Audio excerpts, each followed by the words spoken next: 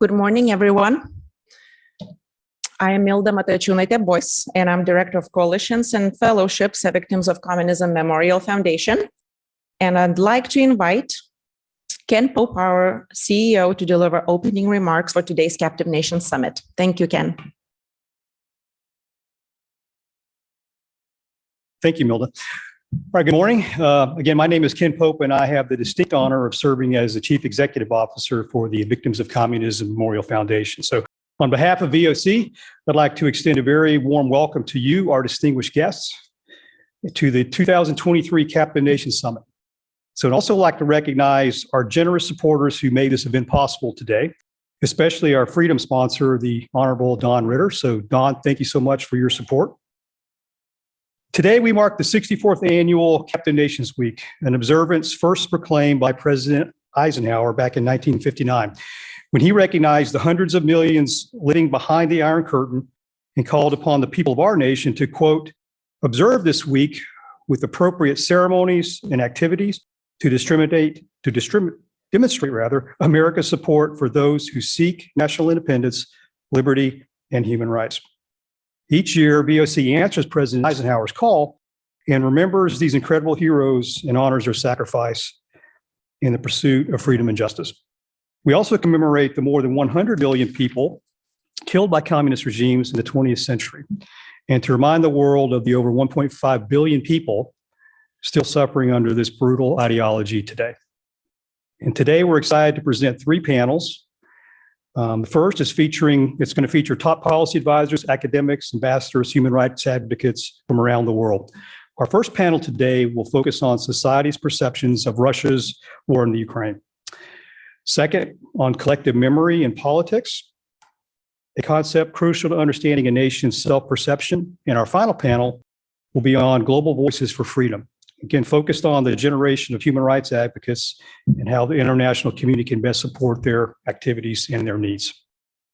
Upon conclusion of our panels today, Dr. Lee Edwards, our founding chairman at VOC, will present the Dissident Human Rights Award, and Dr. Elizabeth Spaulding, the chairman of VOC and founding director of the Victims of Communism Museum that you saw downstairs when you came in, will present the Truman Reagan Medal of Freedom. These awards commemorate the truly remarkable individuals who have demonstrated significant commitments to freedom and democracy, as well as courageous opposition to communist tyranny around the world, often at the risk of their very lives. And now I have the distinct honor of introducing our next speaker, Ambassador Paula J. Dobryansky, a trustee of the Victims of Communism Memorial Foundation. Ambassador Dobryansky's father, Lev, successfully lobbied for the congressional resolution and the draft text that created the law proclaiming Captive Nations Week. So we thank you and your family for the incredible contribution in both establishing this day and also for your fight against communism. So please join me in welcoming Dr. Paula Dobryansky.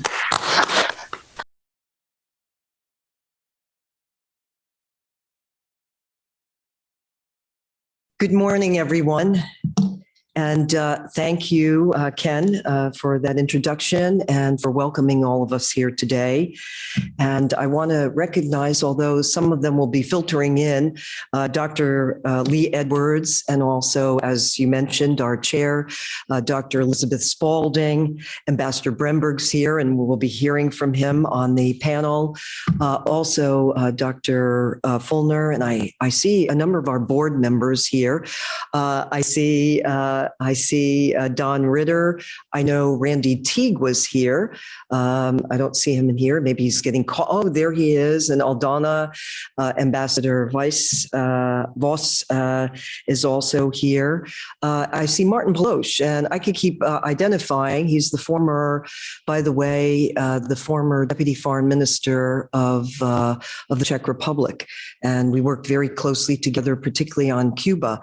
Doreen Tudorán, who you'll be hearing from, really staunch activists on the part of Romania. I could go on. We have our board of trustees here. I do want to thank not just only them, but all of you here who your own indispensable role on behalf of victims of communism is key. And also thank you, Milda, for all that you've done in bringing us together here. The title of today's summit is Enduring Resilience to Communism, Past, Present, and Future. I think it's a very fitting title for a reflection on where we've been, where we are, and where we're going.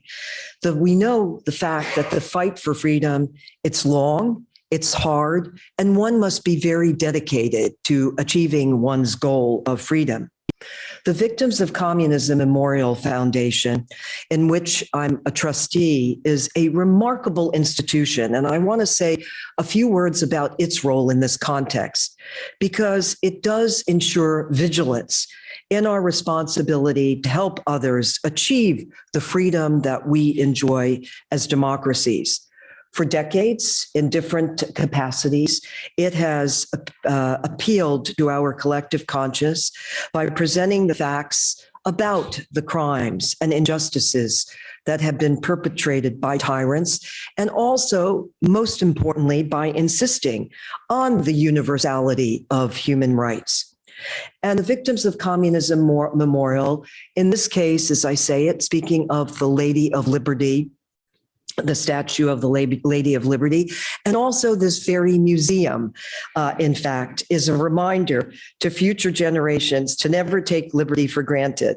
And it's also a pledge to those who still live under communism and brutal oppression that we will neither forget them nor abandon them.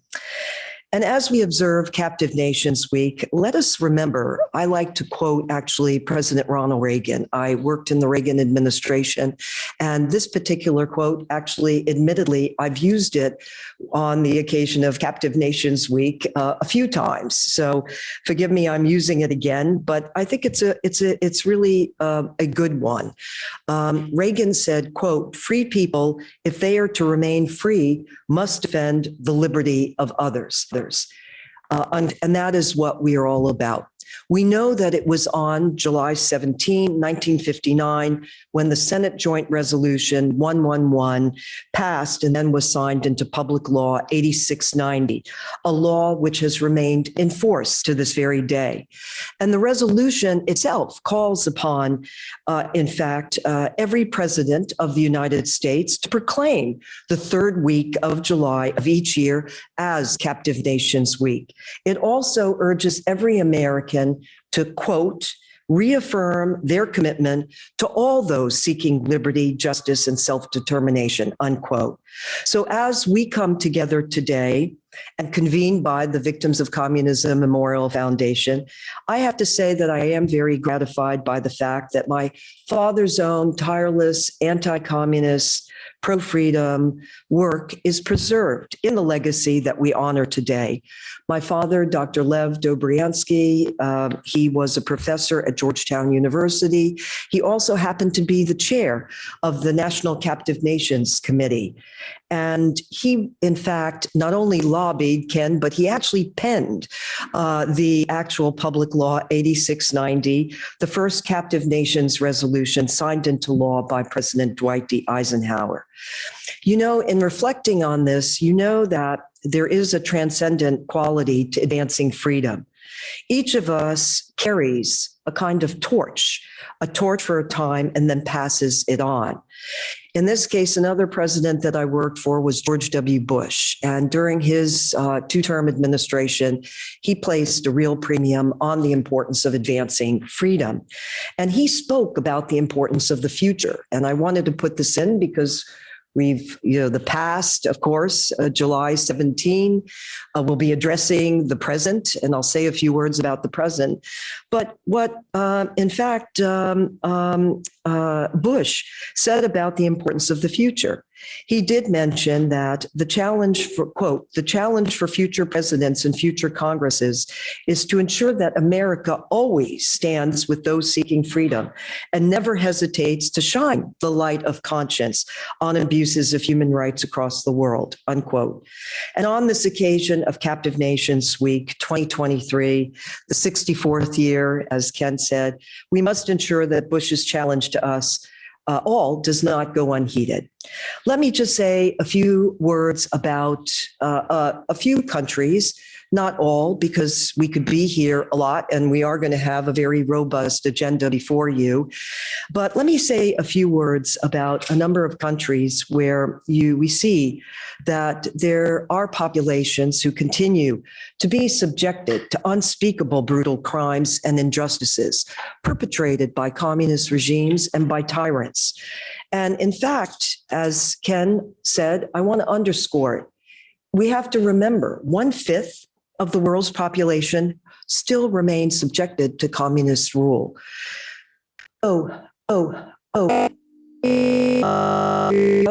It's now the second year anniversary of the July 2021 Cuban protests. In fact, a series of protests that were waged by the Cuban population against the regime's repressive dictatorship.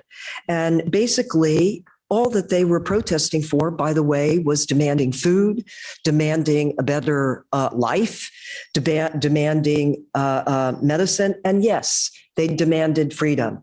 And that was 2 years ago. Things have not changed there. Those individuals, many of whom remain in prison. And then we also know that since 2017, and even before that, the People's Republic of China continues to arbitrarily detain and persecute Uyghurs as well as Tibetans. There are so many actions that have been taken against both Uyghurs and Tibetans simply because of their desire to respect and live by their own culture, language, religion. And here I want to say a word particularly about the people of Tibet, and you'll see why.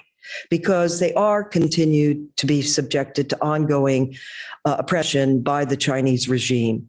Well, it was on the occasion of the 16th annual roll call of nations, where we had the nation's wreath-laying ceremony, that the memory of more than 100 million victims killed by communism, in fact, had been honored.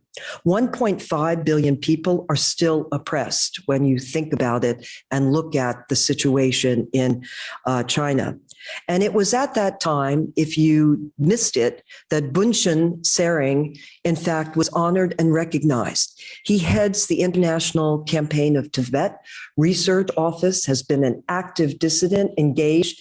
He was engaged, in fact, with Lodi Gary in actually the direct discussions with the Chinese regime about Tibet, about its right to practice its own religion, to have its own language, its culture.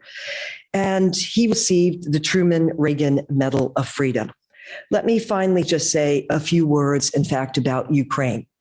And that is in terms of Ukraine. And by the way, forgive me, there are a number of people here who also I see and I didn't recognize. I will take a moment and recognize someone who is here. And I was referencing his name before, but a former, well, if I can say, a member in Siberia of the Russian parliament, Ilya Ponomarev, who is here. Who is in Ukraine. And he's fighting very, very strongly, actually, with those Ukrainians who want to have their sovereignty, want to have respect for not just the Ukrainian culture and language, but Ukraine's identity, and to also push back all Russians who are unlawfully on the Russian soldiers and the mercenaries who are on Ukrainian sovereign territory. And for that, it's important that as we today mark Captive Nations Week, let us think about them, about their really fight for freedom. When Zelensky has said, We are fighting not just for Ukraine, but we are fighting for the freedom of Europe. We are fighting for the freedom of the entire global community. I personally think he's right. I began with the Reagan quote. I'm going to end with the Reagan quote and get our program underway. And that is, Reagan said in one of his proclamations, America will never forget your plight. Your struggle is our struggle. Your dream is our dream. And one day you will be free. I think that's the spirit in which we go forward. Thank you for inviting me today to say a few words. And as I said, my apologies, because there are a number of people here who I did not recognize, and my apologies to you. But let me just say thank you all for coming and for your invaluable support to the cause of Captive Nations Week. Thank you.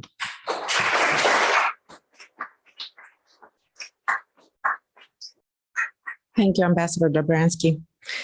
We will now hear from Representative Mike Gallagher, House Select Committee Chairman on Strategic Competition between the United States and the Chinese Communist Party. Representative Gallagher was not able to join us today, but he graciously sent us a video message dedicated to the Captive Nations Summit. Thank you. Thank you, Ambassador Bremberg, and everyone at the Victims of Communism for inviting me to address your Captive Nations Summit. Victims of Communism hosted the first event that Ranking Member Krishnamurthy and I did together for the Select Committee on the Chinese Communist Party. At that event, we spoke with many of the victims of the CCP's brutality. Their stories were harrowing. No one left that room the same as when they got there. It was a poignant reminder of what we're up against. I'd like to start with 5 simple but radical words. We are the good guys. Much of media and academia in our own country have set out to convince you that the United States is a neo-colonial, racist hellscape with no moral authority to lead the free world. It's telling, however, that the Chinese Communist Party propaganda often just poorly regurgitates our own talking points. And while self-criticism is a vital part of democracy, we can't lose track of the fact that we are the good guys. As we combat the CCP in this new Cold War, our generation of leaders needs to relearn the lost art of ideological warfare. We need to communicate to the world not just how we win, but why we must win. We may call this a strategic competition, but it's not a polite tennis match. The most fundamental human rights and freedoms are at stake. Ideological warfare is about making sure people know the genocidal, techno-totalitarian truth about the Chinese Communist Party. Our contest with communism is not just about 2 different ways to organize economies, but an existential struggle for individual freedoms against totalitarian oppression.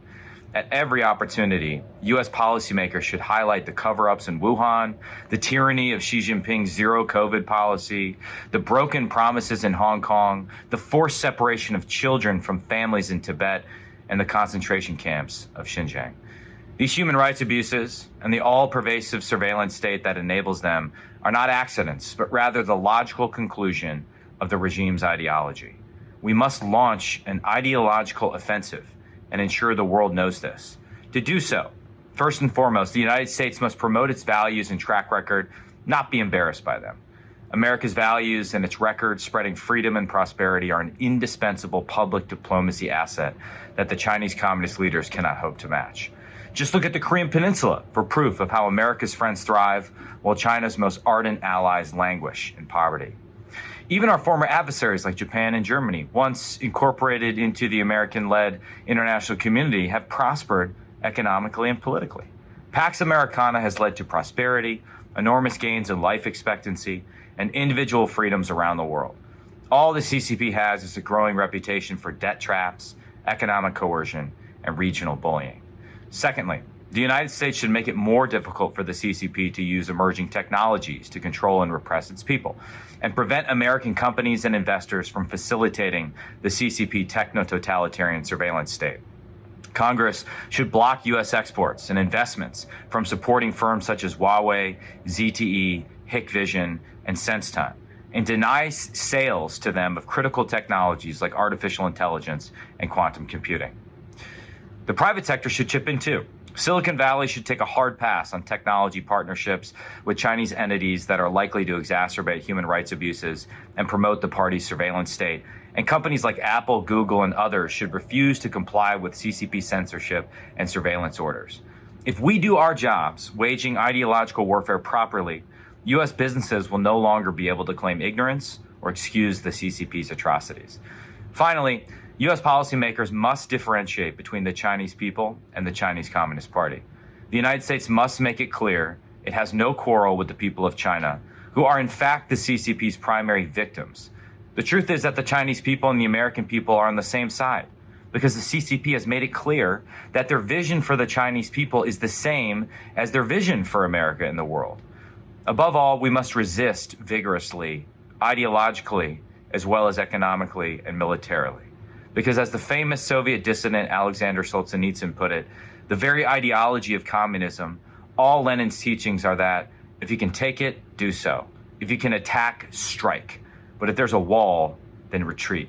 The communist leaders respect only firmness and have contempt for persons who continually give in to them.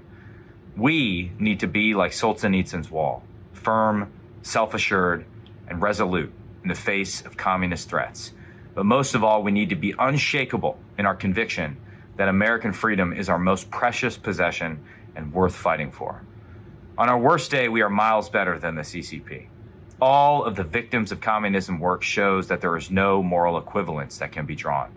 In other words, we are the good guys, and we're going to win.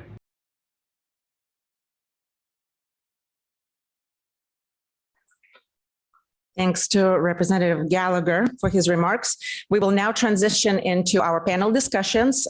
First up is our Society's Perceptions of Russia's War in Ukraine from West to East, moderated by Ambassador Bremberg. Thank you, Milda. I'd like to thank Ambassador Dobriansky for her opening remarks, and of course the opening video remarks by Chairman Gallagher, I think were very well said. As Milda mentioned, we're going to migrate and shift from not just the past, but to the present. And while Chairman Gallagher's remarks point to us the deeply challenging troubles of the present posed by the Chinese Communist Party, today we're going to discuss in this panel the ongoing war and invasion by Putin and his kleptocratic, corrupt dictatorship, post-communist dictatorship, and the war going on in Ukraine. And before I introduce our panelists, I'll just say very briefly, 1 year ago this week, we here at VOC were honored to host the First Lady of Ukraine at our Captive Nations Week event last year. And I want all of us to put in our minds the mindset of where were we last year? I mean, I know I was in this room, but not where you were, but where were we in the world in this fight against Putin's unjust, evil invasion of Ukraine? And where are we now? And then, of course, importantly, the question becomes, where are we going? Drawing on Chairman Gallagher's theme of his 5 simple words, we are the good guys. We need to understand what is happening today, the context it's happening in, and critically, how do we continue to build and support the both moral, economic, and military leadership and support of Ukraine in face of this ongoing evil and unjust war. So while the First Lady of Ukraine spoke much more eloquently than I of Ukraine's both history of resistance to captivity under communism and its brave fight today for its continued freedom, I'd like to introduce our panelists who are going to speak about the ongoing crisis of the war in Ukraine, and importantly, the response by those of us in the West and around the world who seek to aid Ukraine's fight for freedom. So we'll start at the other end. I'd like to introduce Paul Massaro, who is a senior policy advisor for counter-corruption and sanctions at the U.S. Helsinki Commission. Paul's work has advanced the recognition of corruption as a national security threat. He has been described in the media as one of America's foremost corruption experts and an endless source of democratic ingenuity. He has worked in over 13 pieces of counter-corruption legislation and facilitated the founding of the Congressional Caucus Against Foreign Corruption and Kleptocracy, and the Interparliamentary Alliance Against Kleptocracy. Paul also covers German-speaking Europe and East Asia. Paul is regularly quoted and published in major media outlets such as the New York Times, the Washington Post, Politico, and Foreign Policy. And he speaks frequently on panels, podcasts, and broadcasts about corruption, sanctions, and European security policy.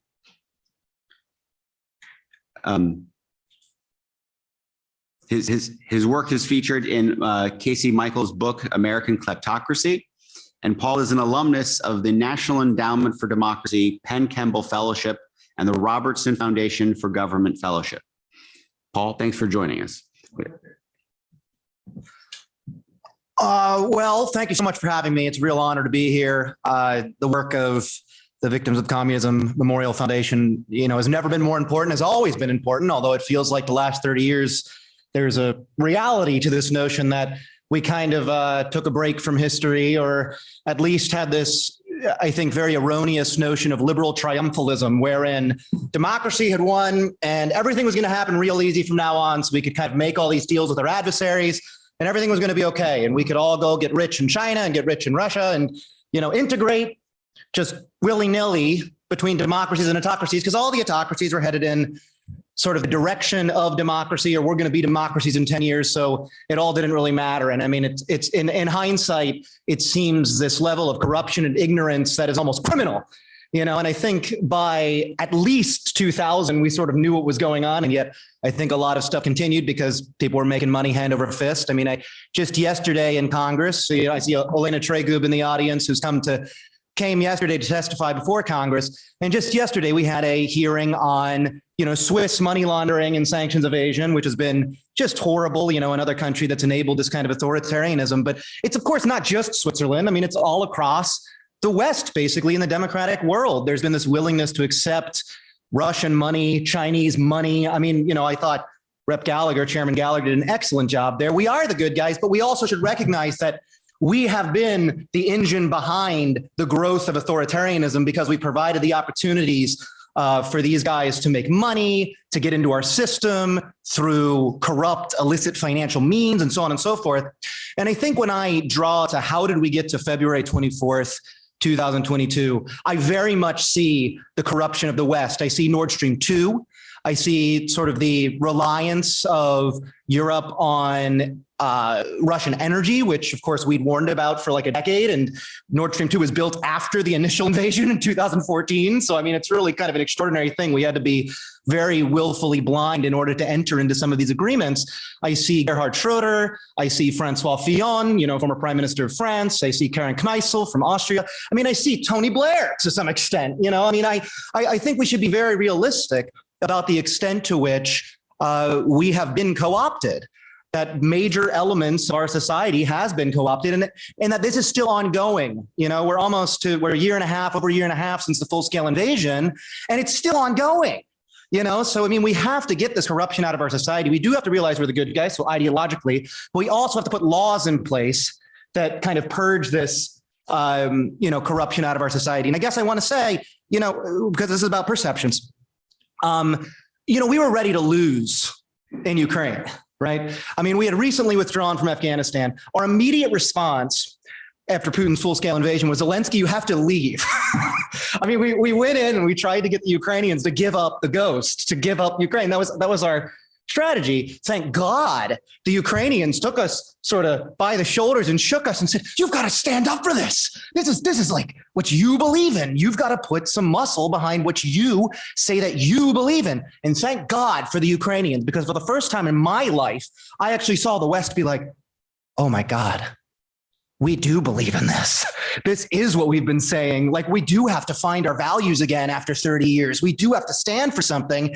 And then finally, trickle by trickle, inch by inch, we have started to give stuff to Ukraine. I mean, everything has been a fight. We can't give any lethal weapons at all, we'll give them blankets. And we finally give them javelins. You know, we can't do sanctions that would antagonize the Russians. Okay, we do sanctions. Can't give them HIMARS. Okay, we do HIMARS. You know, we can't give them air defense. That'll somehow escalate things. Okay, give them air defense. And we constantly have to, we're still in this. Every new capability, we have to go back and we have to fight tooth and nail to get the Ukrainians what they need to win. So I think that, you know, we're still not there perception wise. We're still a little bit lost on, okay, do we want to win in Ukraine? I mean, is that the goal? I mean, I think it should be the goal.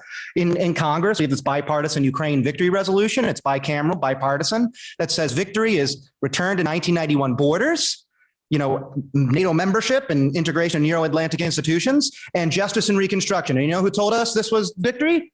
The Ukrainians.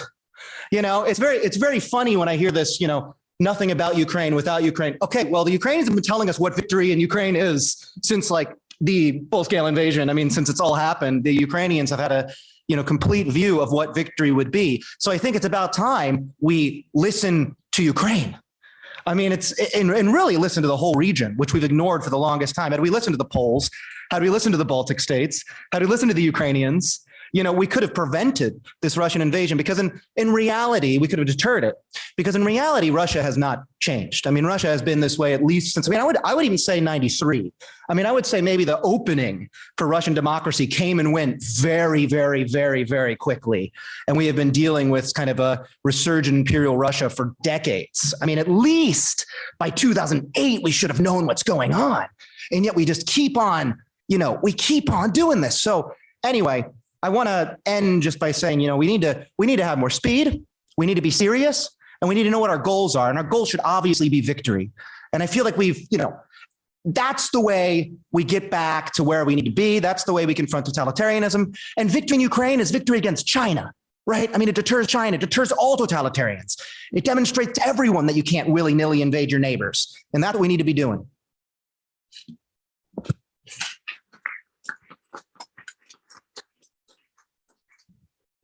Thank you, Paul.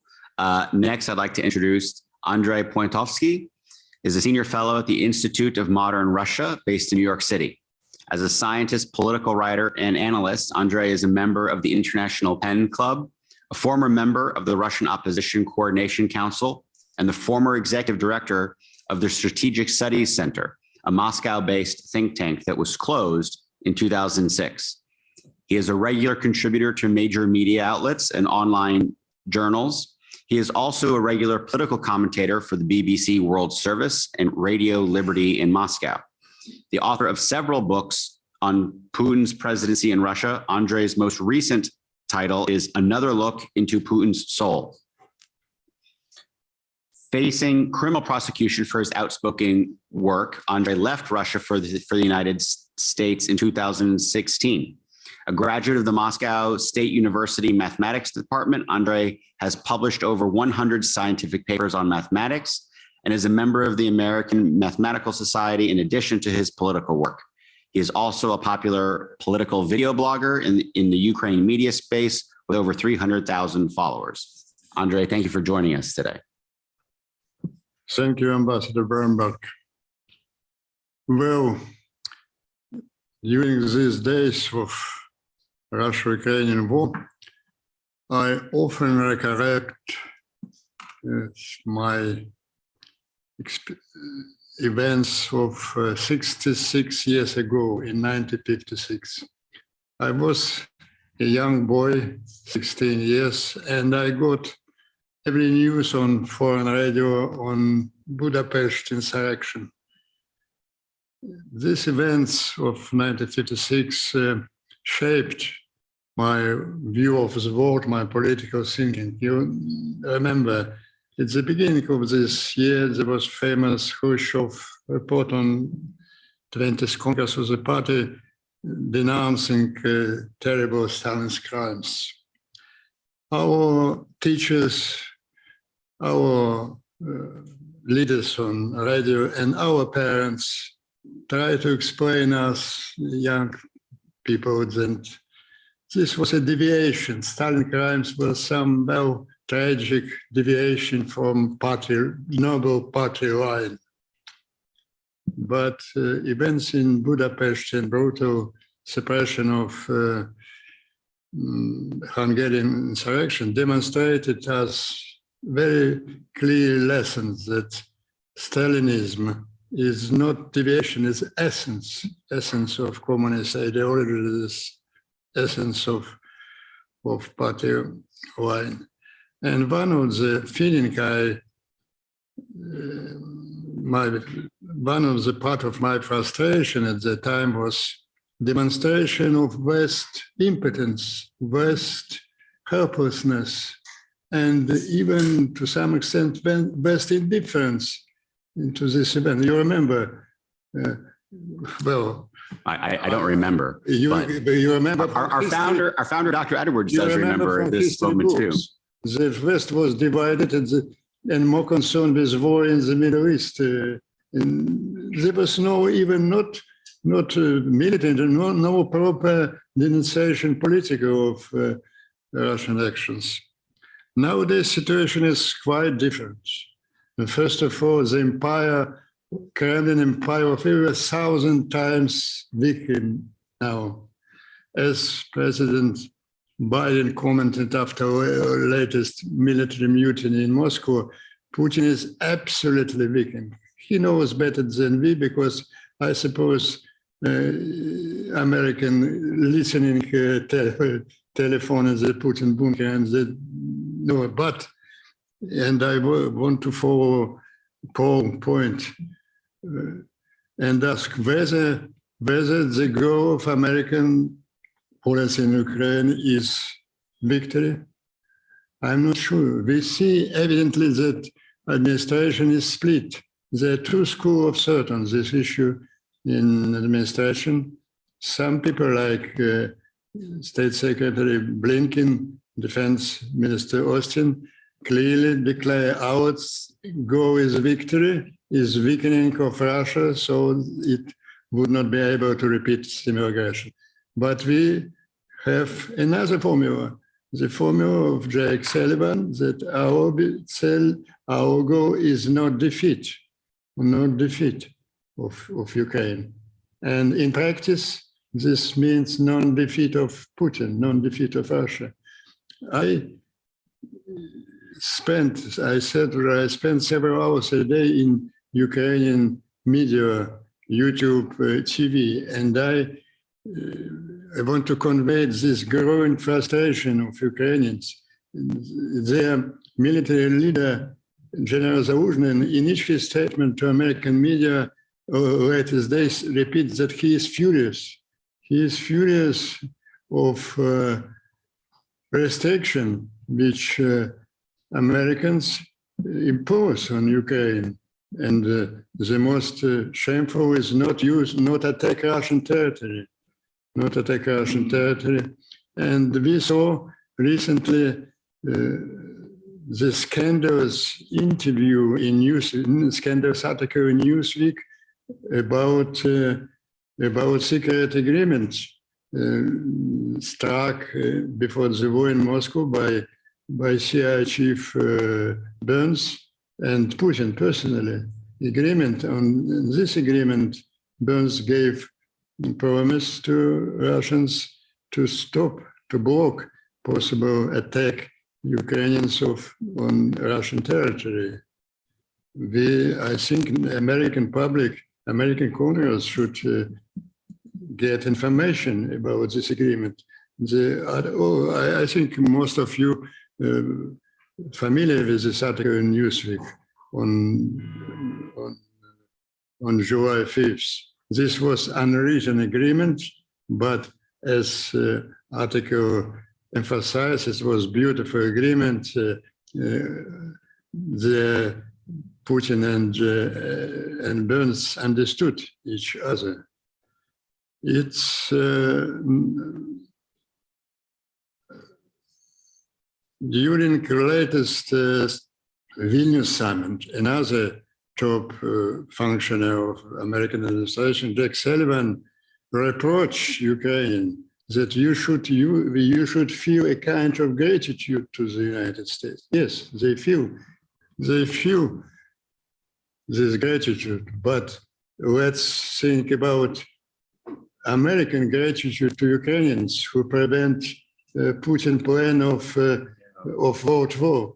When Putin unleashed the war, he unleashed not war on Ukraine, he unleashed war on all free world to take revenge for defeat of the Soviet Union in the Cold War. He did not conceal it. He presented ultimatum to 30 countries of NATO. And if, by the way, the office of the St. Burns predicted that Ukraine, Kyiv will fall in 7 days. And imagine for the second, if Ukrainian did not resist and Kyiv was full in 7 days, Putin will be on the boundaries on the border of Baltic and Poland and threatening with nuclear blackmail, repeated his ultimatum. It would be catastrophic for the West. And Ukrainian paid already 10,000 lives to win this world war for West alone. And they deserve full support, but we see that most decisive kind of weapons like long-range missiles, attacks, or combat air, they are not delivered. Ukrainians were waited for yesterday's Ramstein meeting they expected there will movement on this, nothing.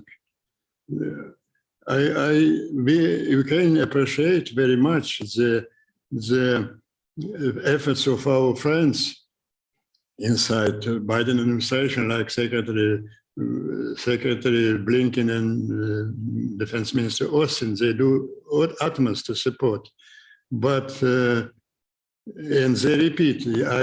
I repeat one quote of Blinken. He said once, answering the reproach that we should spend too much money on Ukraine. We hear such statements in the Congress time from Mark. He said, yes, we pay in money, but Ukrainians pay in blood. And if they fail, we Americans, we Westerners, we pay for blood.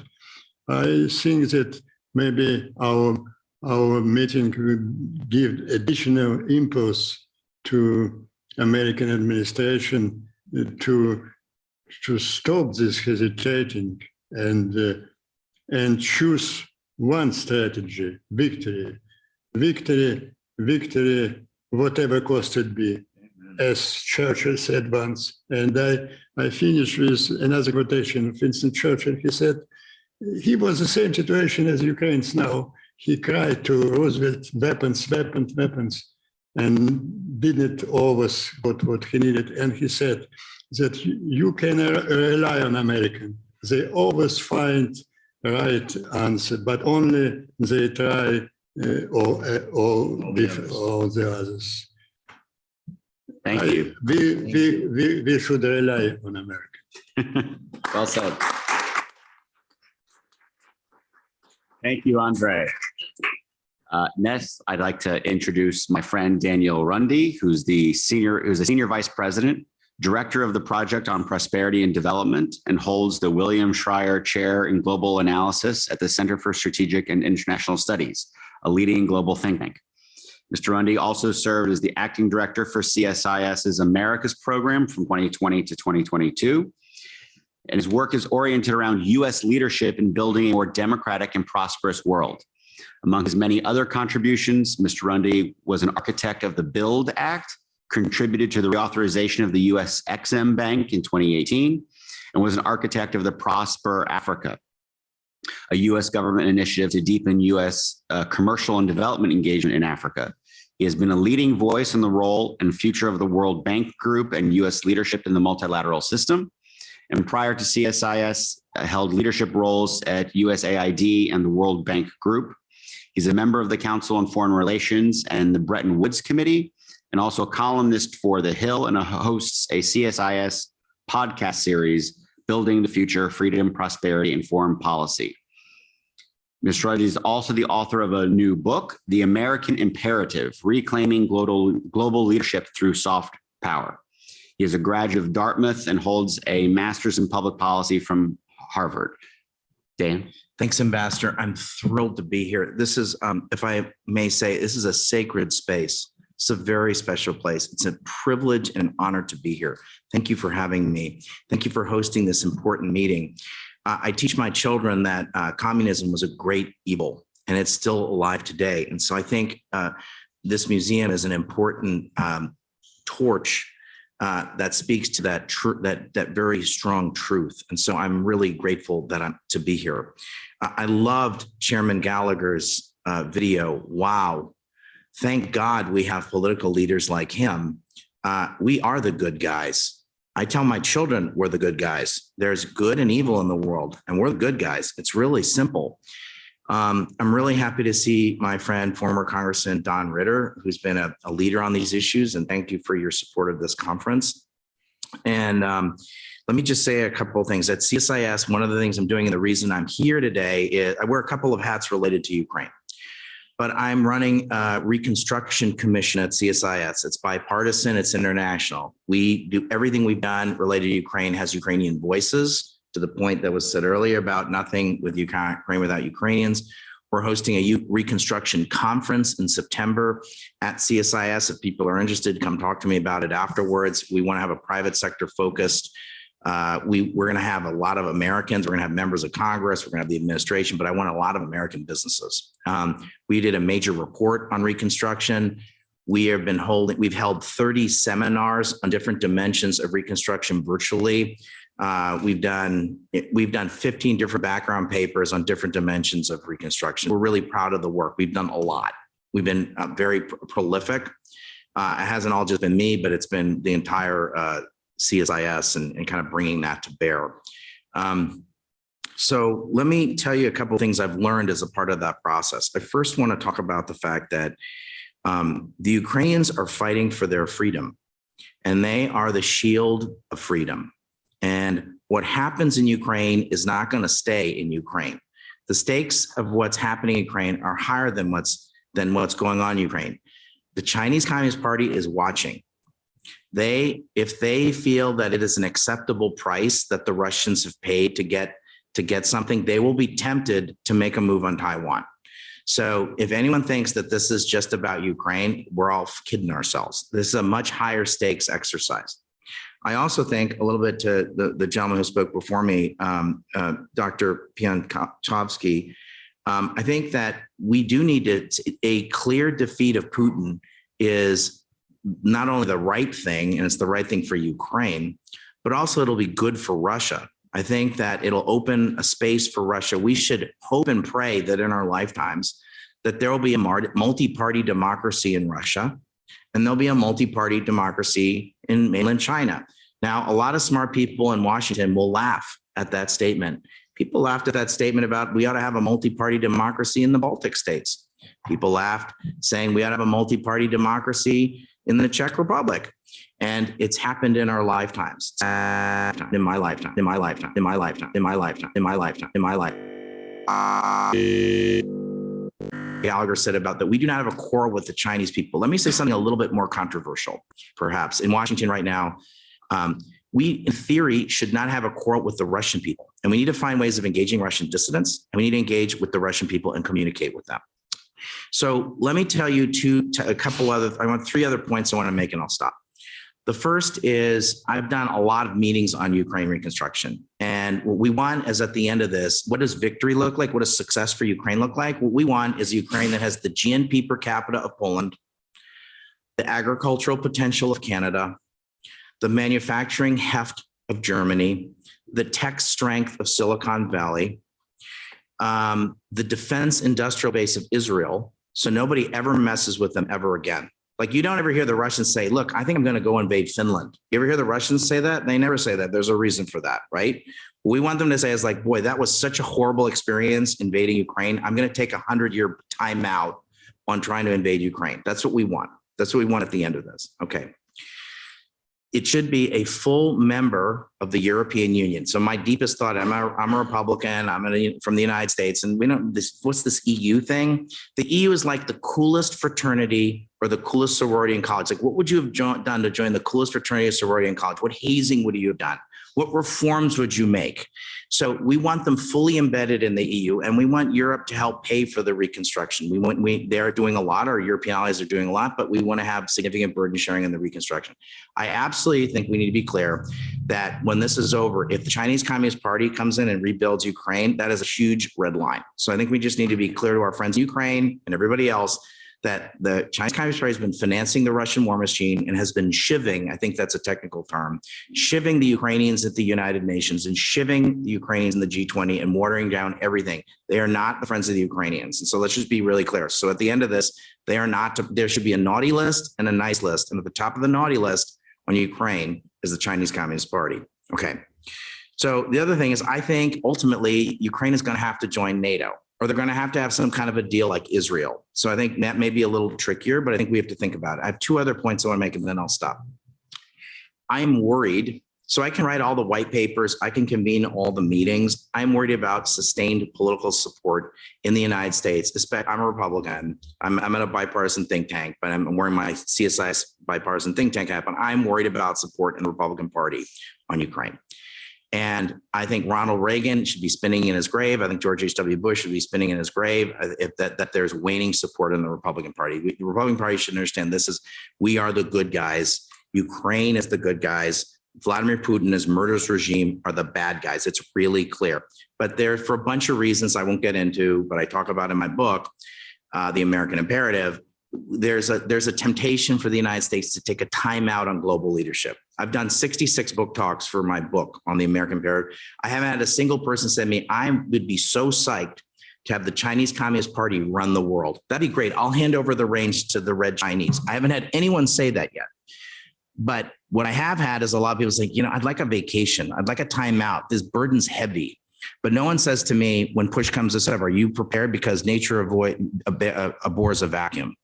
And they will fill that vacuum. They have the power to do that today. So we need to have sustained support for the Ukrainian cause. And so I ultimately think if we're going to have a strategic relationship with Ukraine like we have with Israel or Taiwan, and I think that's where we're going to need some sort of different kind of a political mobilization strategy. That's kind of outside of my lane at my think tank.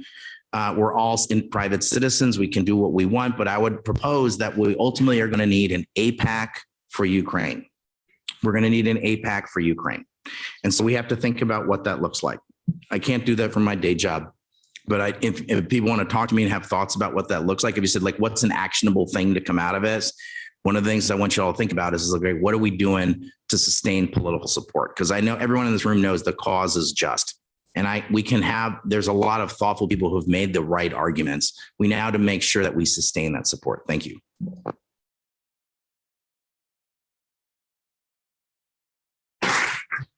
Thank you, Dan. Before we go to audience questions, I have a couple questions I'd like to ask, and I'd like to start with Paul on the end. Very well said about the context that led us here over the last 30 years.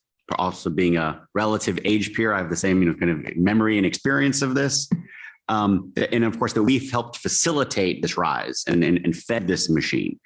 But I would like you to talk about, in response to Russia's invasion, a year and a half ago now, the West has taken actions to cut them off, to punish Russia and many of the oligarch and its interests. You very well said that we've been slow to arm and aid the Ukrainians. But coming back to the Russia piece, what more should we, the U.S., the EU, others do specifically? Here we are, July 2023. Did not imagine this is where the conflict would be. What actions should we be taking vis-a-vis Russia, either bilaterally, multilaterally, to try to help put the pressure on? Because of course we need to send more arms to support the Ukraine fight. But as we know, that alone isn't going to lead to the end of the conflict. What other pressures should we be doing, or steps should we be taking? Yeah, I mean, it's in a sense, it's funny. It's the $1 million question, but the answers are all there already. It's really just a matter of political will. I mean, I would actually say we've taken almost exclusively half measures so far, and every measure that's been very serious has, again, had to come via enormous pressure from the outside, which has usually been a combination of Congress, Ukrainians themselves who have organized like crazy for this. I would actually, what Dan said about Ukrainian APAC, I would say Razom is kind of that in a sense. I mean, I've certainly seen the Ukrainian American community very engaged on the Hill in a profound way, which is wonderful. So it's not just Razom, but also Michael Sakiv, who many people here know, and all sorts of others. So I mean, I want to, and it's intergenerational. I mean, it's really extraordinary. The extent to which there's, people that have been doing this for decades, and then people that have, Ukrainian Americans who have left their jobs in order to do this. I mean, it's one of the most, tight knit communities in the United States, I would say. But I guess to get to your question, we haven't done nearly enough. So there's just the weapons component. I mean, he'd mentioned long range missiles. Like, I mean, they've been asking for ATACMS since the first day, and we're still waiting on that. If we'd given F-16s a year ago, the war would already be over. I mean, the reason the counteroffensive is moving, the primary reason moving pretty slowly is because the Russians had time to mine the whole area. And if we'd given them the weapons beforehand, they would have just taken it all back. So, I mean, there's the speed element. When it comes to economics, again, it's been largely half measures. I was really excited the first few weeks, and we sort of froze the reserves, and we were all talking about Putin's war chest. And it's like, well, what if your war chest is frozen? Which was pretty cool. So there were some neat sanctions out the gate, but then energy remained on the market for a whole year until we even got serious about it. The oil cap's been a little bit of a joke. So the oil cap still remains much too high. Again, I want to point out Olena because she's done incredible work on this, but there's Western components in all these drones that the Russians are using. So our export controls are kind of falling on their face. I mean, the fact of the matter is we've kind of been like, well, we want to help the Ukrainians, but not if it costs us even a modicum of comfort, so we're not willing to actually put the sanctions on or put the export controls on in a very profound way. Even kind of the hunt for the oligarchs, which started out really promising. It's not that it's largely failed. It's just that we have to be realistic about the time criminal cases take. These guys are so deep in our system. They have access to the best lawyers that the West has to provide. I mean, they've got all of New York City and London working for them. We've had one criminal indictment basically against Deripaska, but of course that's kind of longer running. That's not as related to the full-scale invasion. And at the end of the day, we've been pretty unsuccessful at going after these assets. So far, we passed this legislation to enable recovered oligarch assets to go back to Ukraine. And we've gotten 10 million or so far, which is in the grand scheme of things, just not that much, So, I mean, that's also just a matter of the time it takes for something like that. So I think a lot of this comes back to this notion of we're not sure if we want to win yet, because if we wanted to win, we would do everything necessary to win, and the Ukrainians would win tomorrow. The Ukrainians certainly have the will to win. They have the organization to win. They just need the weapons. And then we need to squeeze Russia much harder and be very serious about sanctions evasion. Thank you. All of us, I think, have reiterated, and Andre, I think you were the first to mention this, of the question of what does victory look like? And I think every one of us have in different ways said victory looks like freedom for Ukraine. But that's not what a lot of people talk about. And as you described in your opening remarks, is one purpose, or are some people's definition of, quote, victory just ongoing degrading of Russia, which I think is, frankly, I think morally reprehensible to suggest that should be a strategic goal. The goal should be victory for Ukraine and its freedom, not just this kind of stalemate degrading of Russia's capabilities.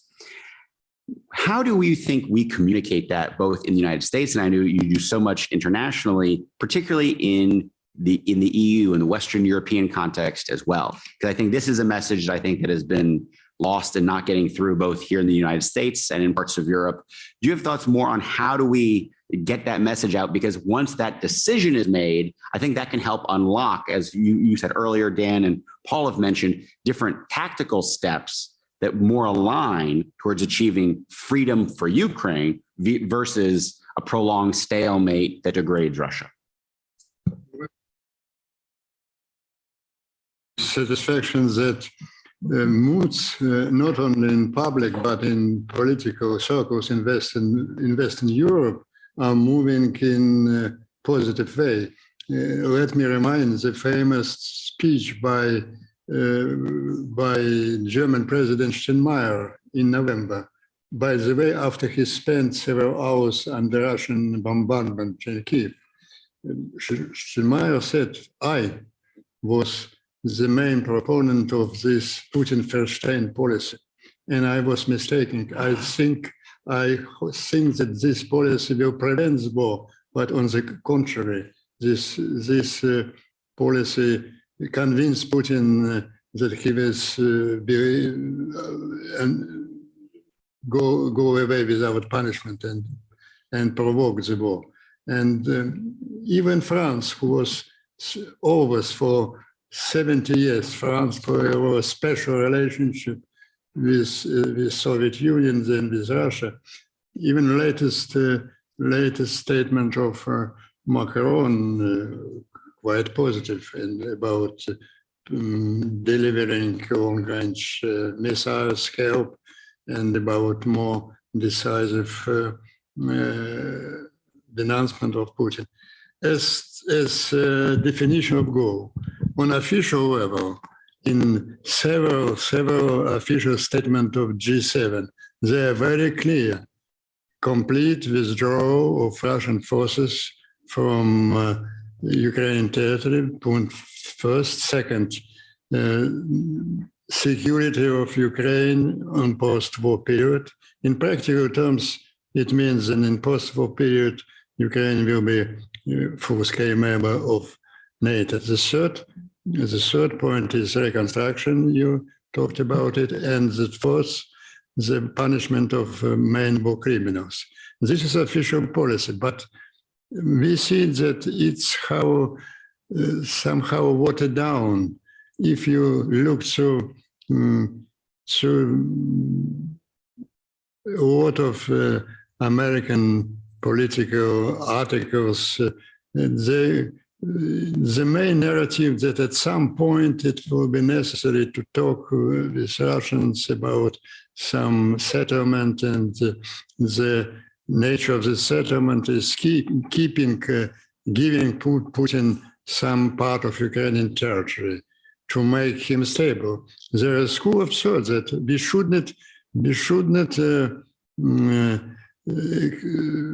should not fight for complete, decisive Ukrainian victory, because this victory will destabilize situation in Russia. And the same motivation which we remember, another example from history, you remember the famous chicken speech by President Chicken Kiev speech. The great President Bush, winner of the Cold War, winner in the war in Gulf, he addressed to Ukrainian parliament, composed of, by the way, of most of them were members of Communist Party, and he pleads them not declare independence, stay because on the same argument which I repeated again and again, we should avoid instability, we should avoid of Russia's civil war on 11, or bluntly, we should keep Putin in power by any cost. This is a line of thought which prevent decisive efforts in providing real victory.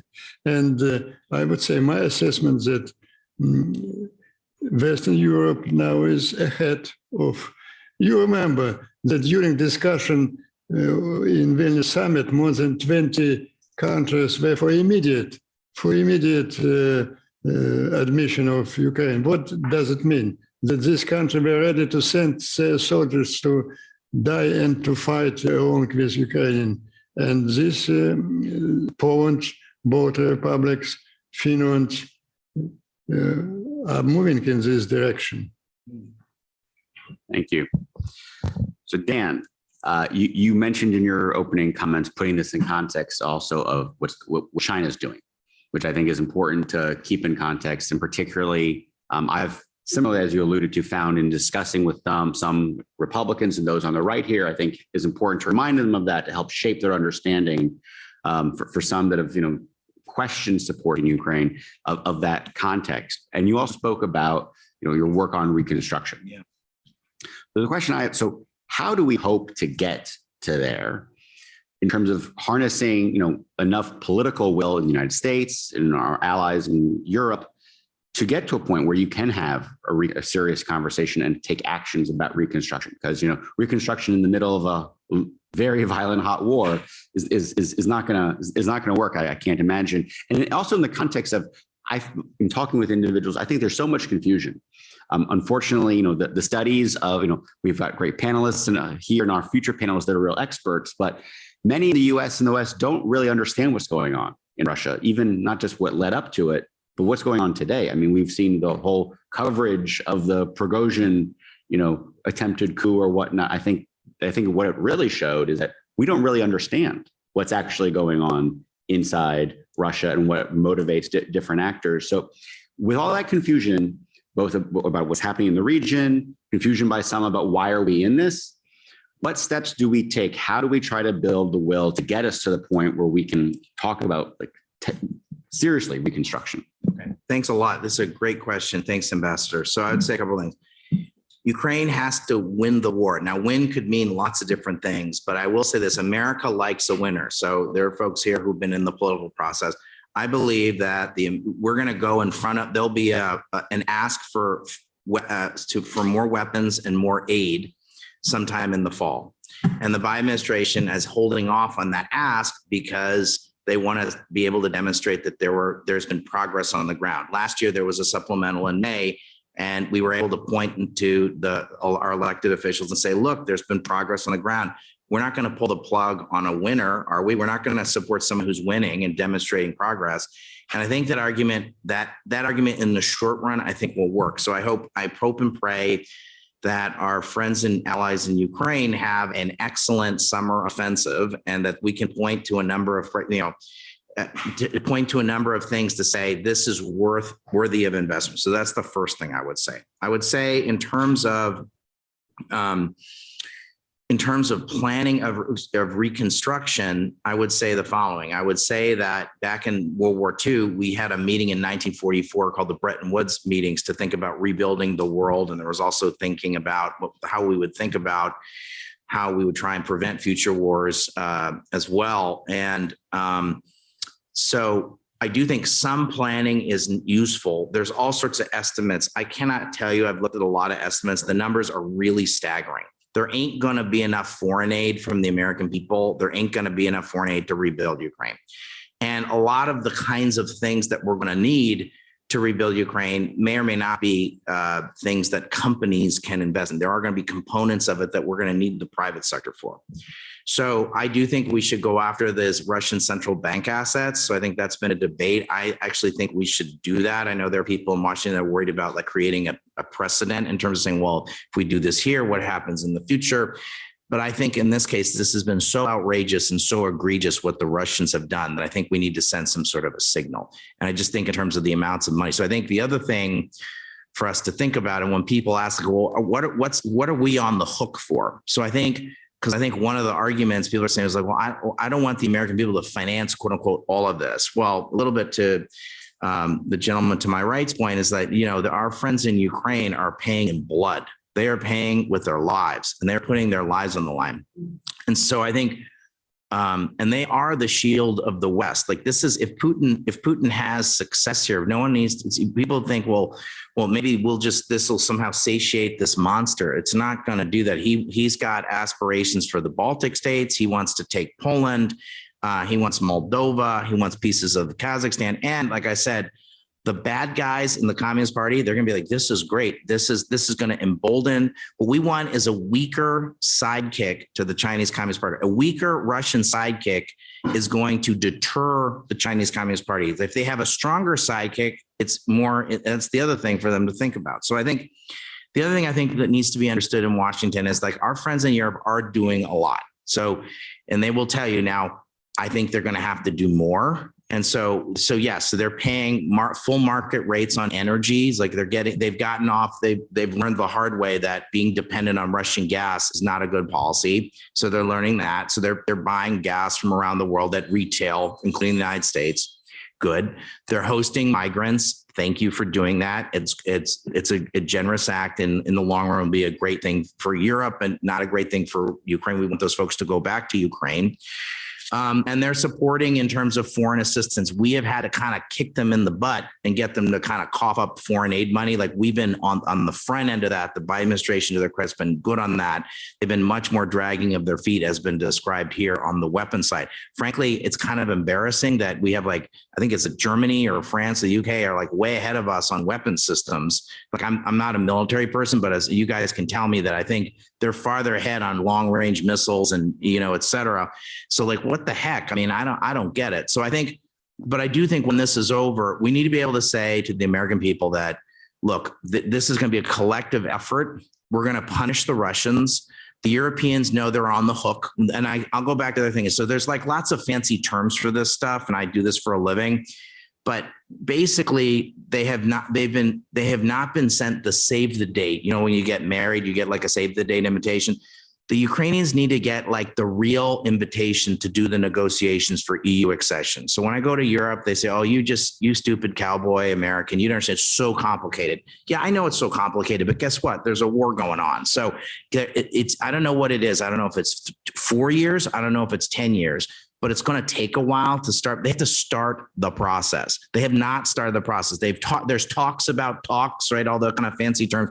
They have not started. So if you want to get the Europeans if we wanted to have a signal to our friends in the Europeans that you're serious about burden sharing, start the negotiations for EU accession now. So especially now that we've kind of given them the Heisman right now on NATO, saying hey, not right now, we ought to show up and say we're not going to do NATO, but we're going to take care of you in the EU. I have one other thing.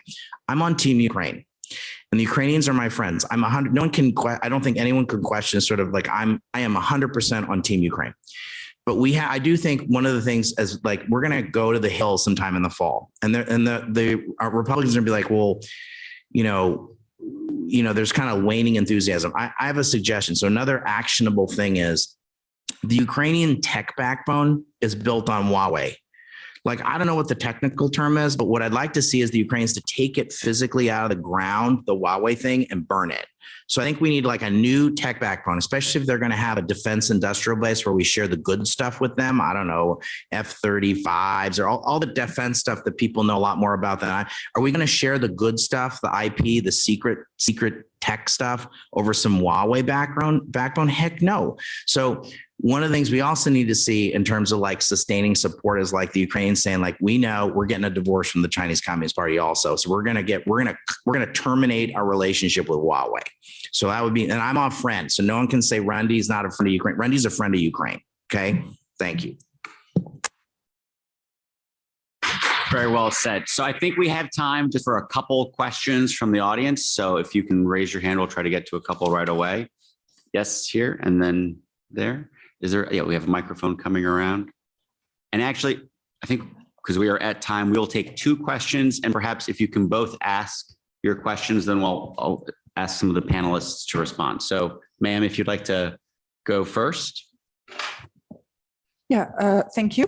I'm Olena Tregup from the Independent Defense Anti-Corruption Commission. It's a Kiev-based civil society organization. Thank you to all the panelists for supporting Ukraine and expressing your desire and your message to the administration to speed up their assistance to Ukraine. And my question would be about that. Do you think the administration understands the implication of this delay of this assistance, of this strategic weapons such as F-16s? Because you're right when you said that their strategy is for Ukraine not to be defeated, but at the same time, Russian population is 4 times more than Ukrainian, and we probably maybe have 1 more year of Ukrainian people ready to fight, but then we will just run out of Ukrainians. Seriously, we are losing a lot of people in this war, and Ukrainians is the resource which is finite, which cannot be recovered.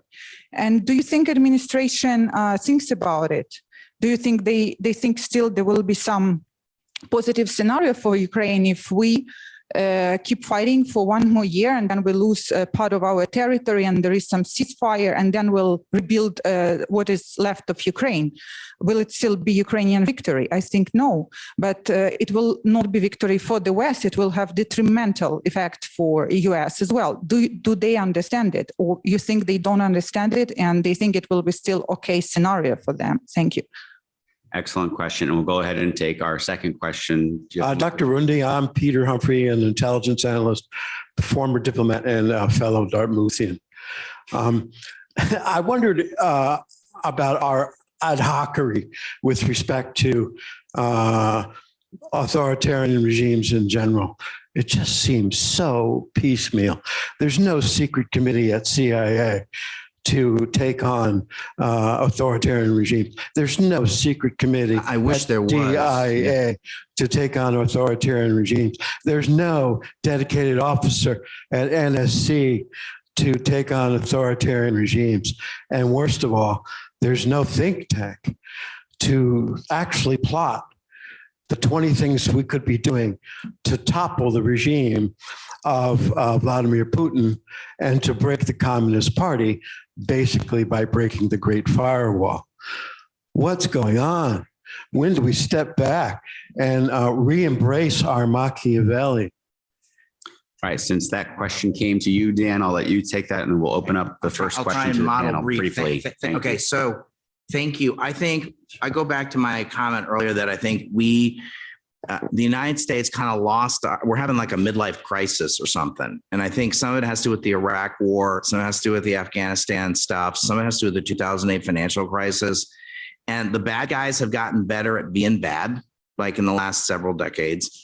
And I think we also, unfortunately, we're in this age of great power competition. We're going to be similar to the Cold War. I don't call it a second Cold War. Some people do. And I think that's I'm being open to be kind of convinced it's potentially a second Cold War. Many people call it a second Cold War.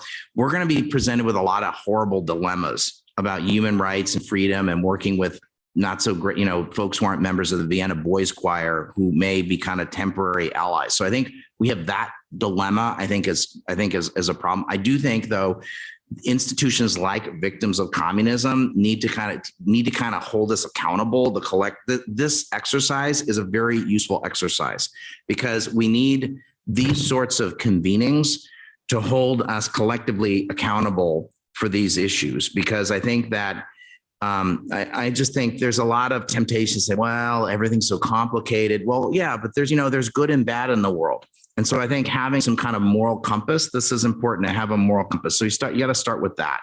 So I think, we've lost a little bit of our way. We've had some setbacks. So I think, I do think the Ukrainian cause, I think the Ukrainians have in a lot of ways saved the cause of democracy. And have also kind of been a wake-up call about authoritarianism in terms of saying like, there are good guys and bad guys. We're the good guys. The Ukrainians are the good guys. They're fighting for their freedom. And so we should support freedom fighters and we should support people who are standing up for their freedom. So I think we need to do a far better job of this. I think you're right. And so if I'm interested in starting that think tank, and maybe it's at CSIS, but maybe we ought to talk offline. But I think I agree. And so I think you're absolutely right. And so I think we're going to need to have a 20-year commitment across Republican and Democratic administrations. We're going to have to get a bipartisan consensus again about these issues, both human rights and democracy and freedom fighting. And I think we're going to owe a big debt to the Ukrainians if we get our act together. Thank you. Thanks, Dan. And I'd invite Paul and Andre if you want to respond to either that or to the first question about does the administration understand the kind of cost of delay? Yes.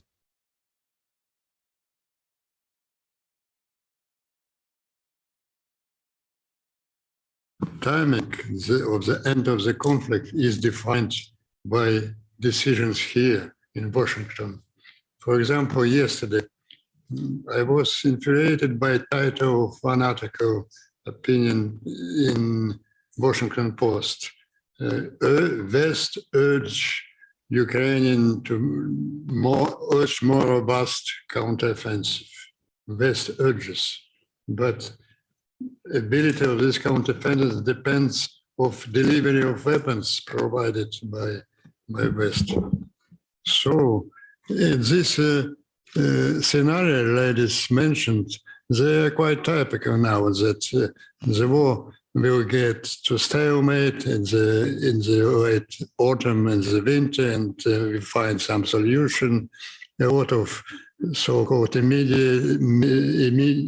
mediators like Pope, like some American businessmen like Musk or Gates, like Chinese minister in the Huawei, leaders of African states, they're going with Kyiv with the same basic proposals. Putin's proposals: stop ceasefire, part of Ukrainian territory resting in the hands of Russians, and Putin keeps his power, selling the people so-called honorary draw in this conflict. And without decisive delivery of weapons demanded by heroic Ukrainian army and people, this will go to this scenario. And I think Congress, this bipartisan majority, pro-Ukrainian majority in Congress should push administration to more decisive steps oriented, not clear victory. Victory. Well said. Thank you. And Paul? Yeah, I mean, I just add that, yeah, absolutely. They know. I mean, they cannot. I mean, these aren't dumb people. They're very smart people. I mean, I don't agree with them on everything. And I mean, I think there's also an internal debate in the administration. I think the biggest thing is fear. I think we're fearful. It's very funny to me because you meet Ukrainians, not a single Ukrainian's fearful. You talk Ukrainians like, what if the Russians use nuclear weapons? They're like, we'll keep fighting, we'll win.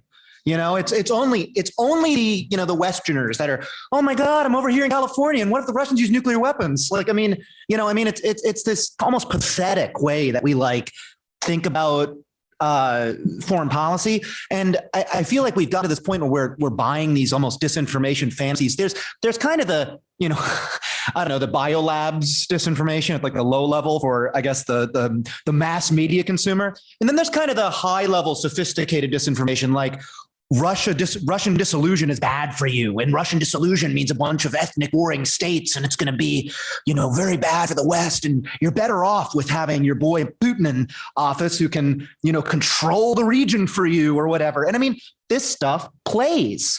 This enters the debate. And I mean, I you know, just you think about it for more than 5 minutes and you're like, oh my God, that's crazy. Why would we ever want this? You know, but this stuff enters the debate and it leads to indecision and it leads to fear of what comes after Ukrainian victory. And that's what we're scared of. Very well said. Everyone, please join me in thanking our panelists.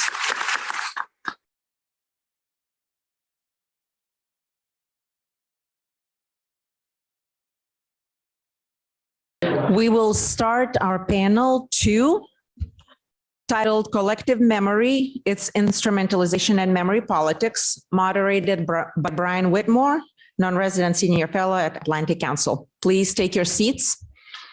Good morning, everybody. Thank you for that introduction, Milda. My name is Brian Whitmore. I'm a senior fellow at the Atlantic Council and a assistant professor of practice at the University of Texas at Arlington. Welcome to the panel on collective memory. I want to just start by briefly introducing our panelists. Vejas Luluvicius, did I pronounce that correctly? Luluvicius, thank you. Okay, just got the stress wrong. Lithuanian names are difficult. A professor in the Department of History at the University of Tennessee. My good friend Michael Sabakiv, who is the executive vice president of the Ukrainian Congress Committee of America. Dorin Tudoran, Romania poet, essayist, journalist, and dissident. You always know you're in trouble when the easiest name to pronounce is the Romanian name, but we managed to that. I'm going to just briefly frame this panel and then go to each of our panelists for brief remarks before we go into the Q&A. And I was thinking about how to frame this when I was asked to moderate this panel. And the first thing that came to mind is a joke I remember from my time living in Russia, where people would cynically say that our past is as unpredictable as our future. This points to a very important and very sinister truth in a lot of ways, in the way that totalitarian and authoritarian societies use the past to frame the future. And this leads me to kind of a larger point about humans and stories. Some of you probably may have heard me make this little riff before. I'm very into storytelling. Humans are natural storytellers. Storytelling is part of what we are. And I'm going to let everybody get in the room before I continue.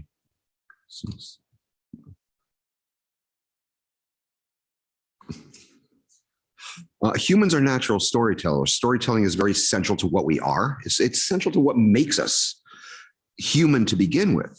In fact, the reason sapiens were the dominant species on our planet is not because they were smarter than the Neanderthals. The brains were just as big. The Neanderthal brains were just as big. Neanderthals kind of get a bum rap.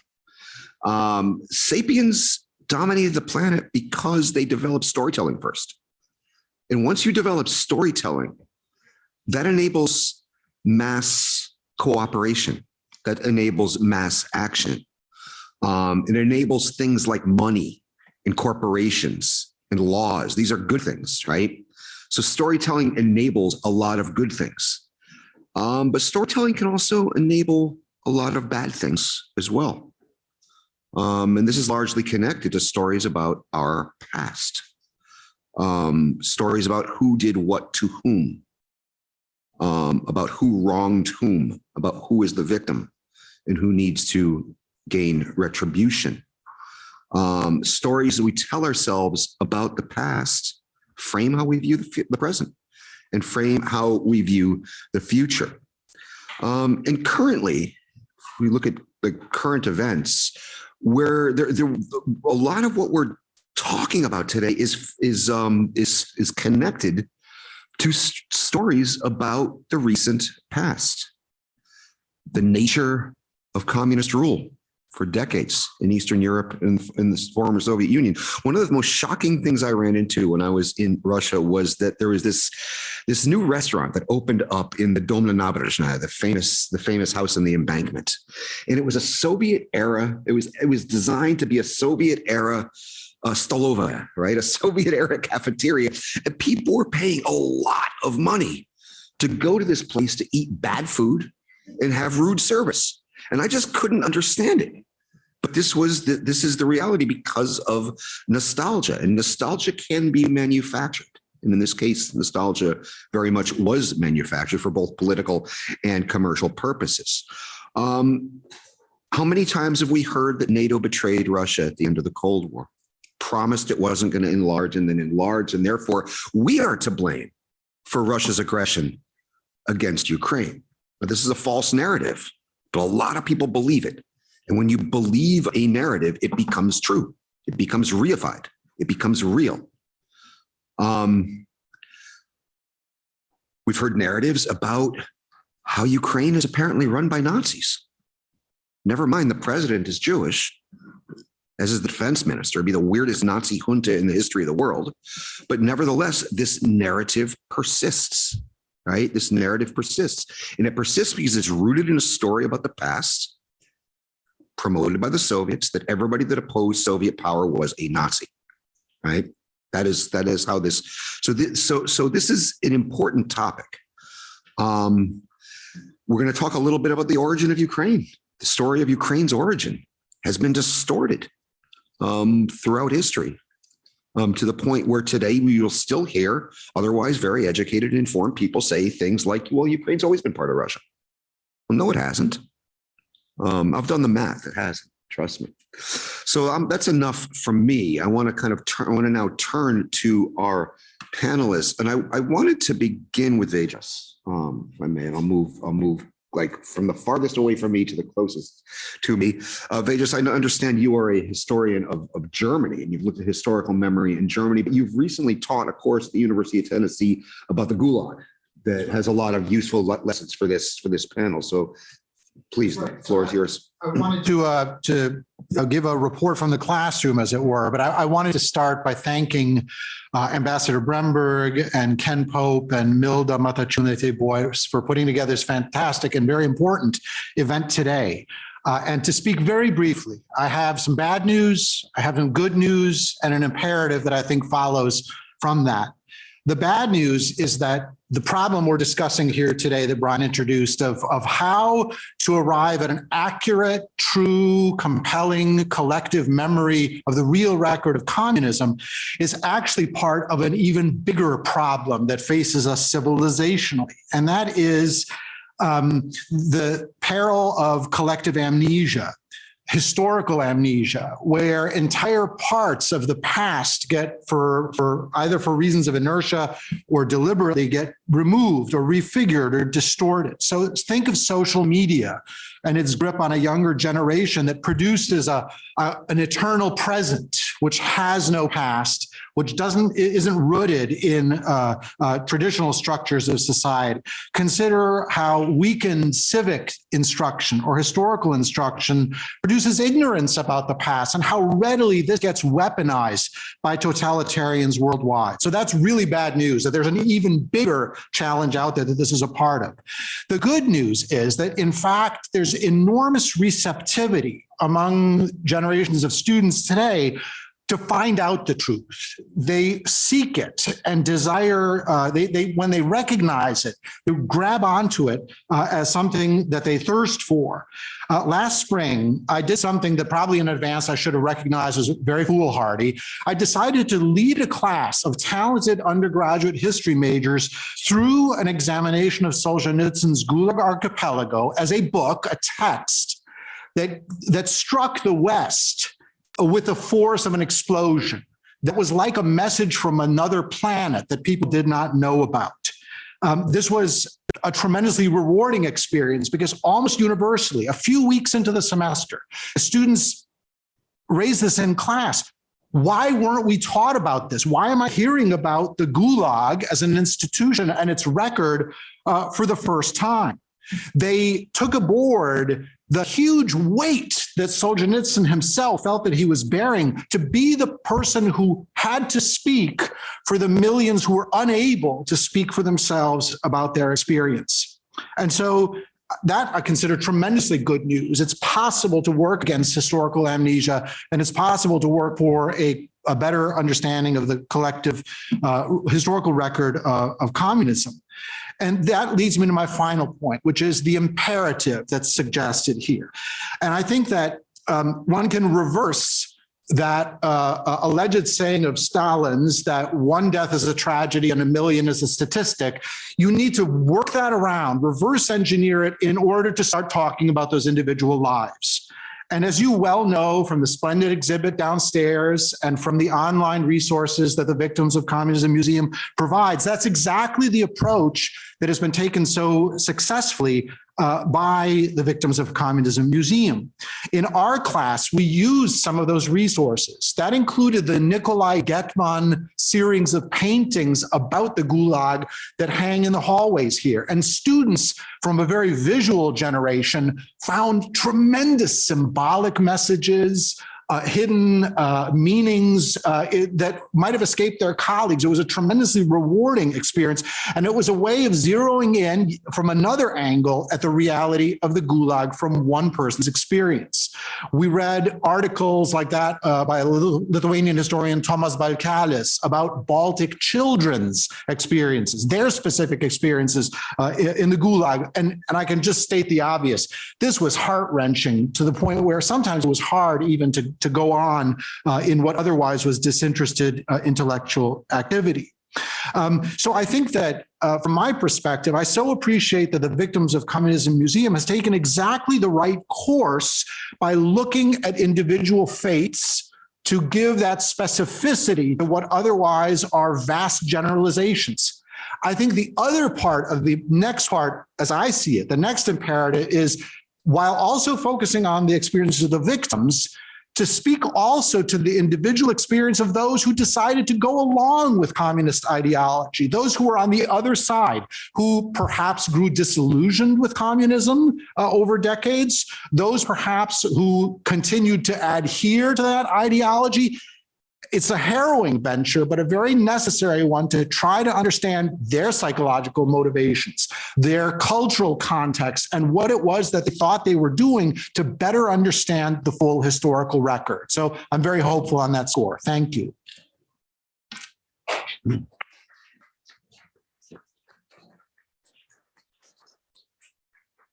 Thank you, Vigas. And you've given us a lot to kind of drill into here. I appreciate your notion of looking at these individual stories to help us understand these larger abstractions, both in terms of the victims and those that were complicit. And I want to dive into that Q&A section. I'm going to turn now to Michael Savikiv, of the Executive Vice President of the Ukrainian Congress Committee of America. And this is something you and I have talked about this quite a bit, the mythology regarding Ukraine's origin story. And the fact that most people don't know, you hear people say, Ukraine's always been part of Russia.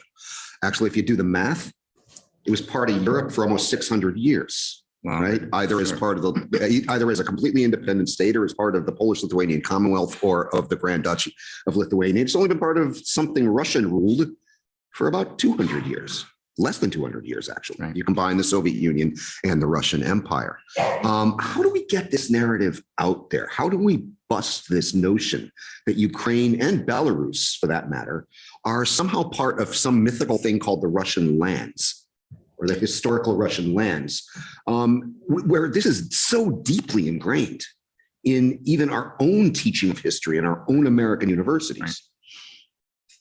Brian, thank you. Thank you for the introduction. It's an honor to be here with my fellow panelists. Thank you to Victims of Communism Memorial Foundation for sponsoring this particular conference on captive nations during Captive Nations Week. The title of today's panel discussion is about collective memory and memory politics. And I think we ought to actually begin of why we're here during this week. So this week is Captive Nations Week within the United States of America. Many of us, in terms of this collective memory, might not even think that it's relevant today, as it was back in 1959 on July 17th, when President Eisenhower actually signed the particular bill. But it is as relevant today as it was back then. Because this isn't just about communism per se. Yes, obviously it is the root of evil that we fought during the Cold War from 1945 to 1991, and therefore the precipice for the victims, for the Captive Nations Resolution. But looking at the collective memory of what these individual countries had gone through during their communist times, and looking at the totalitarian states which actually still exist today, one of them obviously still the largest country in the world and under communism, that being the People's Republic of China. What does this mean in terms of what my fellow panelists had just mentioned in terms of storytelling? I'd like to refer to the Ukrainian Holodomor of 1932-33. In 2017, there was a movie called Bitter Harvest, one of the first major motion picture, quote unquote, movies from Hollywood about the Holodomor. And it told the story of a particular couple and how they endured the Holodomor, and having gone through different phases of starvation or different aspects of their lives to try to get to the West. As this antagonist-protagonist play was being put forth in the movie, one of the most epic phrases of that particular movie was the following: reality is the enemy. And this is exactly what we're dealing with right now when we talk about collective memory. Reality sometimes becomes the enemy. Now, Brian had mentioned in terms of Ukraine, its historical basis, its foundations in Europe and so forth. Unfortunately, today, in 2023, or as of last year of February 24th of 2022, the reality of the situation is that Russia is fighting a war in Ukraine and invaded Ukraine, a full-scale invasion of Ukraine, because of that lack of collective memory that we from the West should have known, that Russia is saying that Ukraine has always been a part of Russia. Frankly speaking, even history books, I grew up in the American public high school system, whereas history books had written that Kiev, Russia, as compared to Kiev and Rus back in 988 that accepted Christianity. So we have a bit of an issue here to deal with. How do we go back to the perspective of the actual truth regarding the collective memory? And from that truth, how do you build upon this? Now, I agree, and I want to push back on something a little bit that my predecessor had just mentioned in terms of the social media aspect. The problem right now that I see with social media, and in terms of anything dealing with collective memory, is that it's a one-liner. You really don't get into the nuts and bolts about any particular issue. People might want to do this individually, but it's very few and far between. Therefore, unfortunately, we're getting one-liners when it comes, and unfortunately, disinformation is one of those one-liners. It takes a lot more to actually fight back against disinformation with the truth than it is to actually put out a lie and have somebody else untail or unravel all of its details. So this becomes, I think, the basis of what we're discussing today. Now, it's interesting because I look back into history. Ronald Reagan, obviously, with the Evil Empire speech of 1983, he said that the focus of evil in the modern world was at that particular time the Soviet Union. But I actually look back to even President Lincoln. President Lincoln had mentioned something about our form of democracy, our form of government, and the hope and the symbol that this projects throughout the world at that particular time, and we're talking mid-19th century. And he quoted, and this is a quote from him, "We have, as we will agree, a free government where every man has a right to be equal with every other. In this great struggle, this form of government and every form of human right is endangered if our enemies succeed." This, to me, talks about values. It talks about values of where we are as a nation. It talks to me about values of where we are as a society, but it also brings up another notion and another phrase in terms of moral equivalence. Ronald Reagan was correct in 1983 when he said that the Soviet Union is an evil empire. Unfortunately, many were trying to make a moral equivalent that the Soviet Union is a government, it cares for its people, and so forth and so on. Communism, as a theory, as a mode of government, obviously has its good aspects to it. It doesn't, obviously. So there is no moral equivalence between us as a democracy and what President Lincoln had said, that if we are endangered if our enemies succeed. That is exactly the point that we are at right now in modern society. So let's think about the collective aspect of us memorializing victims of communism, memorializing those that have suffered, but also remembering that as we move forward, we have a very prominent role to play when it comes to stories that need to be told, but also in terms of the truth that needs to be forecast for the future. Thank you.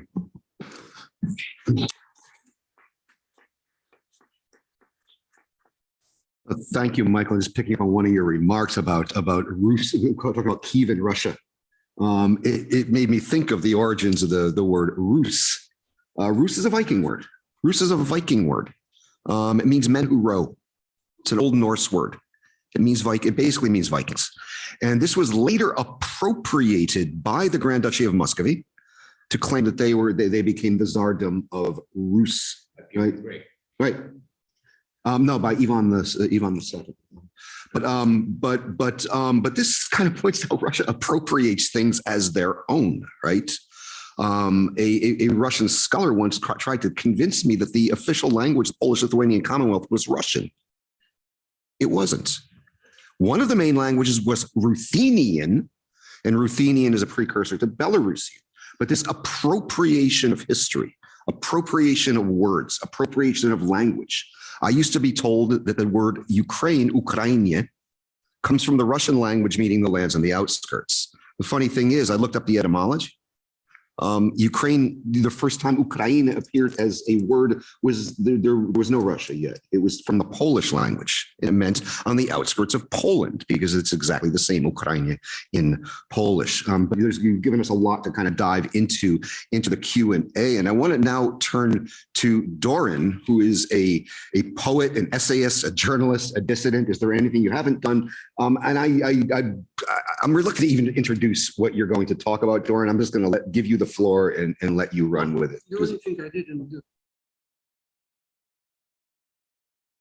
I'm still alive. So when I received the invitation, for which I'm very honored, being here again, the question raised to this panelists was, what can we do? And I think that at the individual level, it's simple. Tell your story, let the people visualize how the hell looks like. Help them to understand that it's worth fighting an authoritarian regime, being it utopian or dystopian.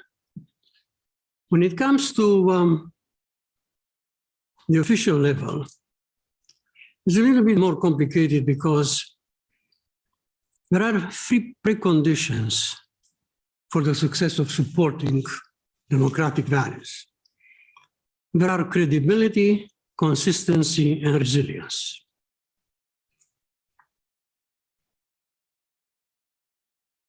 Somebody said in the previous panel, we are the good guys. Well, we are the good guys. The point is the rest of the world believes it all the time. Are we always the good guys? Are we credible all of the time? I think that it's a balance here to be stricken between in domestic policies and foreign policies. The best Romanian diplomat, the former Minister of Foreign Affairs, Nicolae Titulescu, said 9 years ago, addressing his government, give me a good domestic policy to give you a good foreign policy. If internally you don't do very well, your message about democratic values falls flat. Another preconception is the one that I'll call it the business of importing or exporting democracy.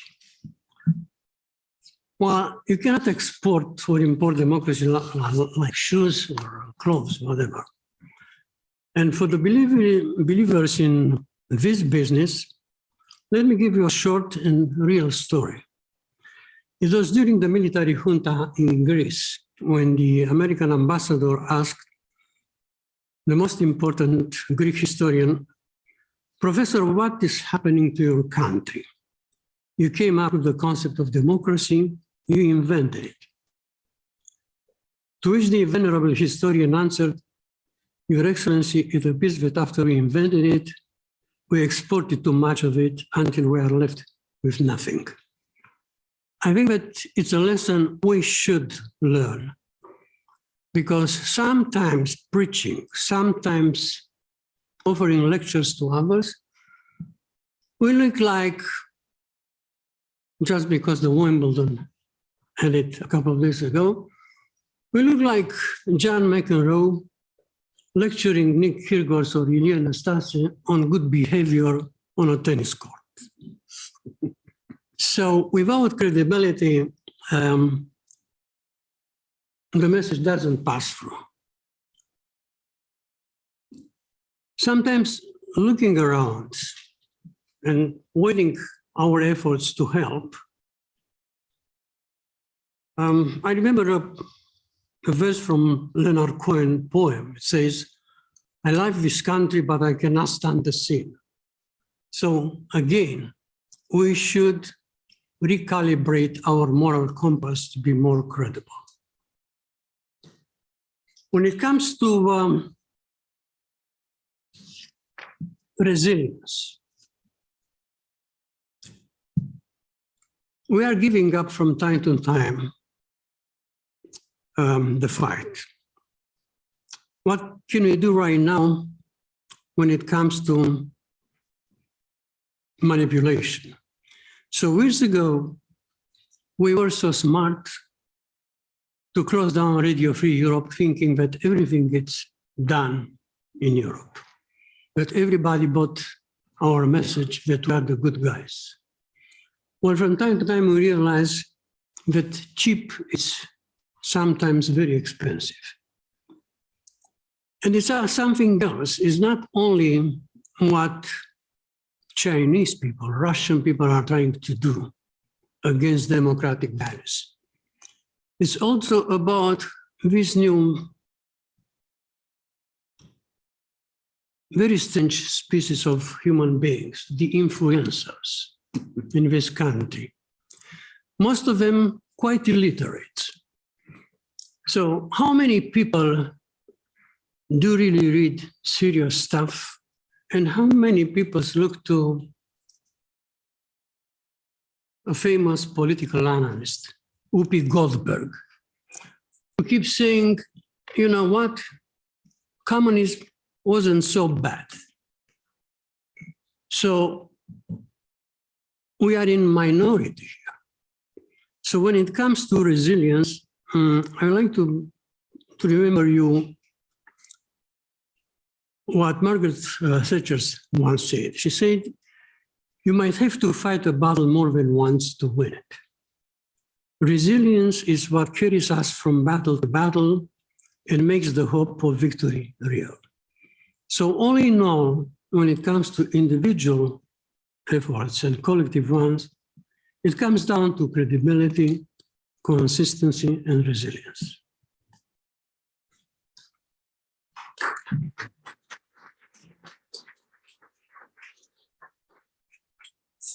Thank you, Doran. And I want to actually thank our panelists for being so disciplined and staying right on time. We are actually, this is unprecedented, perhaps, certainly for a panel that I'm on, that we are actually on time.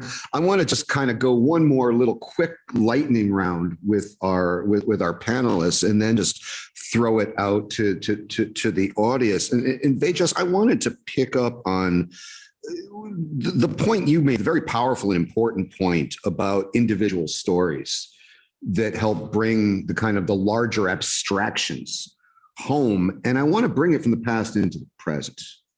And to kind of preface this out, I want to kind of preface it with a conversation I had actually not very long ago with an otherwise very intelligent person who was complaining that the US support for Ukraine was prolonging the war.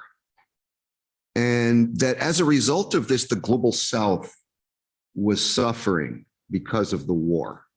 All right, this is a common critique we hear on the left. Being a member of the Democratic Party, I feel free to criticize those on my side of the political spectrum here. And I said, but when you say prolonging the war, what are you saying, that like Ukraine should just give up all its territory to Russia and allow its people to live under this brutal dictatorship? Do you know what is going on in the areas that are occupied by Russia? People are being raped and killed and tortured. Is that the price of shortening the war? And I was wondering if you could bring this notion of individual stories that you powerfully use to explain the past. Can we do a better job of using these to explain the present? Yeah, absolutely. I think that your point of departure about otherwise intelligent people believing some really remarkable and twisted things speaks to how there's memes like it's good to shorten a war, which obviously it is in the abstract, without then asking, well, what are the assumptions, right? I mean, what does that really mean in practice? And this will sound heretical from a historian, but I think that who are always trained to very carefully zero in on specificity and the context of a given time. This is actually timeless, right? And this struggle to confront a threat, to seek one's way to a truth, one which is not just the byproduct of what other allegedly intelligent people are saying at the same party, but something that you can stand by, that you can really put your name under. And this is where I really appreciated Doran's point about credibility,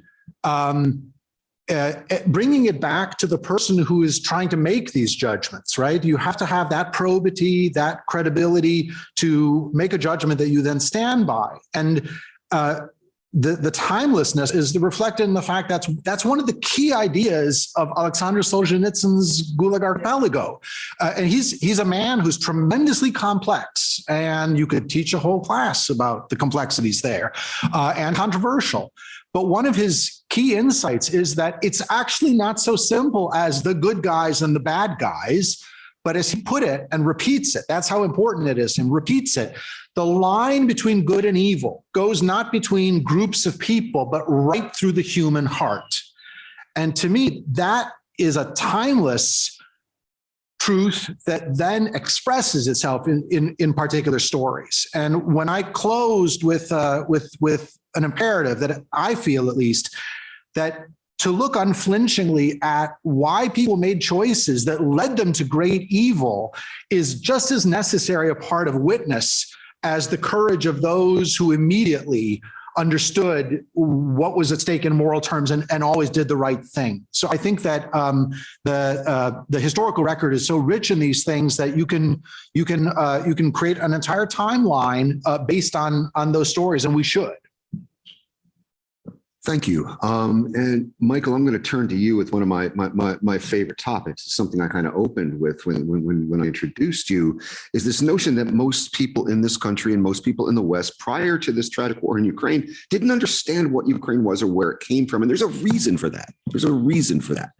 And the reason for that is very simple. After the 1917 Bolshevik Revolution, white Russian historians, anti-communist white Russian historians, who are not Democrats, by the way, they're mostly monarchists. Some of them turned into fascists in the 30s. But they came to our universities, our collective universities in the West, American, North American, and European universities, and taught this imperial version of Russian history that we swallowed hook, line, and sinker. I tell my students now, when I learned Russian history in school, I learned it wrong. You're lucky because now I'm teaching it to you right, because I had to go through the process of getting it wrong and being embarrassed about that. Michael, how are we doing at improving the understanding in the West of Ukraine, of its true origins, separate from this mythological Russian imperial version of history? Brian, thanks for that question. Thanks for that follow-up. Actually, I think it's imperative to understand the basis of Brian's question right now. If we look at the situation in Ukraine, if we look at the war in Ukraine, this is not just something that has happened in the past 500 days or 500 and some odd days into a full-scale war on the European continent. This is not a war that's lasted for the past 9 years, since February of 2014, again, in the European continent. But this is a war, frankly speaking, of disinformation. And we can say that we know about a kinetic war right now. Because we see it on TV almost on a daily basis of action, inaction, unfortunate killings, and so forth. But the disinformation is something that we don't necessarily realize as being a war. And to Brian's point, in terms of where are we right now when it comes to the truth about the situation in Ukraine, brings me actually to a very famous quote that I like to use. I may have used it here before, but it is so relevant to the situation. Back in the mid 1800s, a French aristocrat went to Russia, traveled throughout the country, met with nobility down to the everyday villager, and wrote himself letters, sent back to France, sent back to Paris. And when he got back, he compiled all of that, and he wrote a book called Letters from Russia. And this was in 1839. And the famous quote from Letters from Russia is as follows: Russia lies, denies the facts, makes war on the evidence, and wins. The problem is not so much about the Russia lies part. I think we all understand that Russia lies, okay? I don't think it's the problem of denies the facts. I think that goes hand in hand with Russia lying. I don't think it's even so much about makes war on the evidence. Here's the war as well, that you're talking about a disinformation war, as well as you're talking a kinetic war, frankly speaking. It's the last part, and wins. This is our imperative right now, is that we cannot let Russia win. And this is not so much just in terms of winning a kinetic war. What happens after this kinetic war stops? The borders of cybersecurity, the borders of disinformation it doesn't stop either. So we need to make sure that what we're doing right now, that we are setting ourselves up for a future where we recognize the good versus the bad. To my predecessor's point, go straight down the heart and the soul of a person. We need to make sure that that becomes evident in terms of our values and how our values are emanate here from the United States, from Washington, or from the community of democracies. I think this is what the crux of the problem when it comes to the war in Ukraine, is that, yes, it is unfortunate that we're 500 plus days out. There are thousands of civilians and thousands of military personnel that have been killed. But what happens after this war ends? That we have to make sure that Ukraine is a free, standing, sovereign and independent state, but also realizing the challenges that Russia is not going to go away tomorrow after the war ends. It's quite evident in terms of what happened in terms of this quote unquote mutiny several weeks ago, last month. There is something going on within Russia, but also it's the good and the bad within Russia. We also have to take that into consideration as we move forward in this particular war. Thank you. Thank you, Michael. It's one more question to a panelist before we go to the audience. I promise that is going to happen. Doran, I was really taken by your point about the domestic example and our own credibility, and your example of Greece during the junta. And I could not help but think this was something of a metaphor for us now. And if I was reading you correctly. And are you saying that do we in the West, we in the democratic West, do we have a credibility problem right now? And what can we do to solve it? I'm sorry, it wasn't a metaphor, it was a message. I don't want to be specific because we are not here to name names. But for obvious reasons, oftentimes we are not in the position to preach. And I can give you an example. So I think that when we choose the reactive approaches, not the proactive ones, the price we pay it's much higher. If in 2014, when Russia annexed Crimea, Washington would have reacted not so mildly, would have been better. In 2005, Putin, addressing the nation, said, the greatest geopolitical catastrophe was the collapse of Soviet Union. In 2011, for the voice of Sergei Lavrov, the foreign ministry, they sent the message to Washington that United States is no longer the sole world power and that the current world order must and will change regardless of Washington position. There was another clear message that the imperial dream of Russia didn't die neither with the last Tsar nor with the collapse of Soviet Union. So when you have the President of the United States caught on the microphone in South Korea in 2012, telling President Medvedev, give me some space, let me be done with the elections, and then I will be more flexible. And when you have Russia annexing Crimea and Washington reacting so-so, you have wrongly or rightly pushing people to think, oh, Obama kept his word to Putin. Putin doesn't need to be provided with this kind of messages or pretexts. In getting back to a point you made about the false narrative,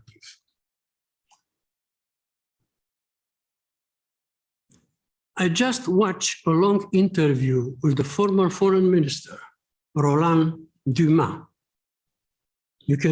I can give you the access to it, in which he said, I'm sorry, but I have to say that during the talks, the famous talks 4+2, how to end the Cold War, we promised Moscow that we will not expand NATO to the East. Wasn't a signed agreement. It was a so-called gentleman's agreement. But guess what? Every kids know it. When it comes to politics, people do not respect even signed documents. Forget about gentleman agreements. So you have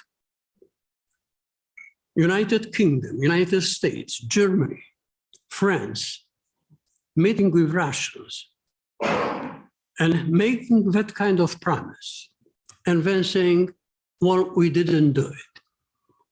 Wasn't only Putin telling us, listen, you promised us that you'll not expand NATO. It was first Gorbachev, which was a very open guy. He said, well, listen, actually, you promised us. So again, it's about consistency. You say something, you sign something. If not, you get in that game of about this. How about you? So we blamed Russia that they didn't respect the 1994 Budapest Memorandum when we pushed Ukraine to give up the nuclear weapons. I was there at the time in Budapest, and I had friends of mine telling me, this is wrong. We are disarming Ukraine. Well, it didn't matter that Ukraine never had the operative codes to use them.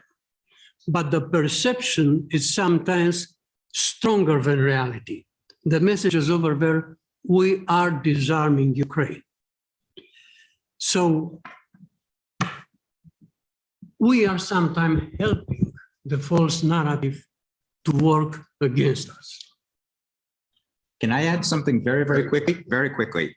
In terms of NATO expansion, quote unquote, it's enlargement. NATO expansion is actually a Russian disinformation term that they use about how NATO brings in other countries. When you're expanding, you think of an empire expanding, and that's exactly what they want to convey to the Western world, that this is an expansion rather than an enlargement of like-minded countries in an alliance. It is called a semantic fraud. Okay. Linguistic gymnastics there. Yeah.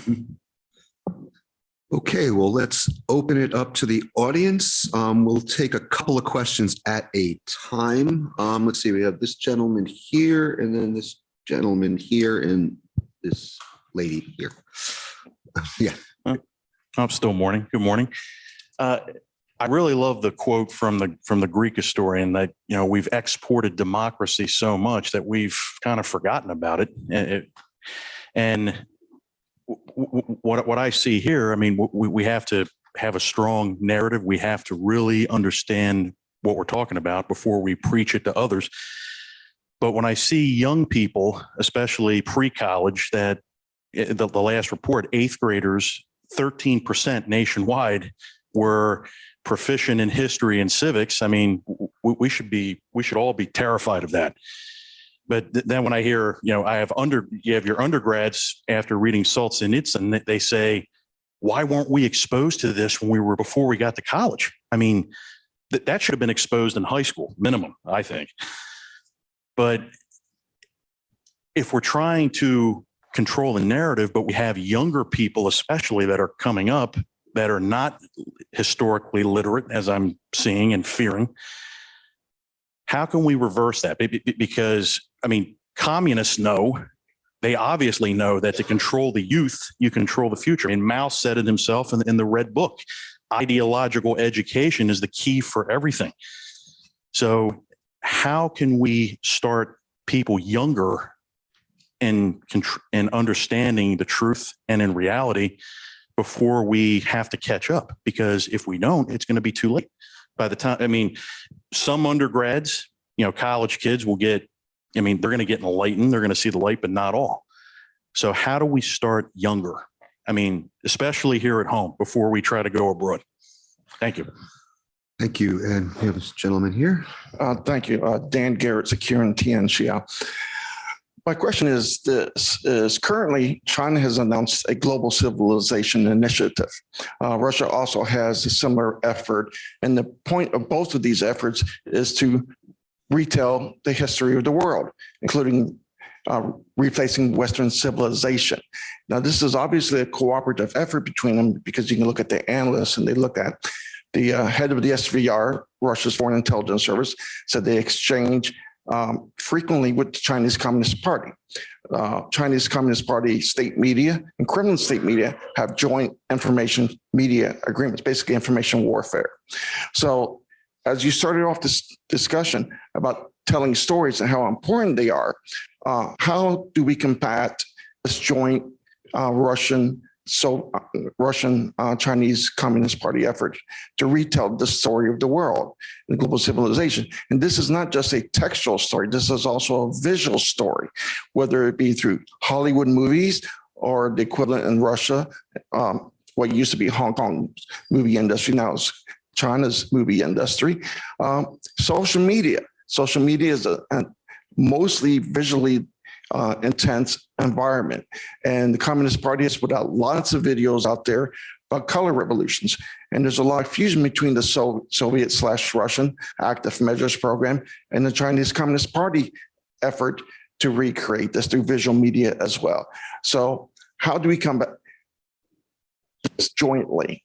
I think this is related to Chairman Representative Gallagher's mission about talking about an ideological war, although the Chinese and I would say the Russians see it as political warfare. And whereas the U.S. likes to talk about soft power and the winning of hearts and minds, clearly the Chinese Communist Party in Russia is involved in political warfare, which is the crushing of hearts and minds. Thank you.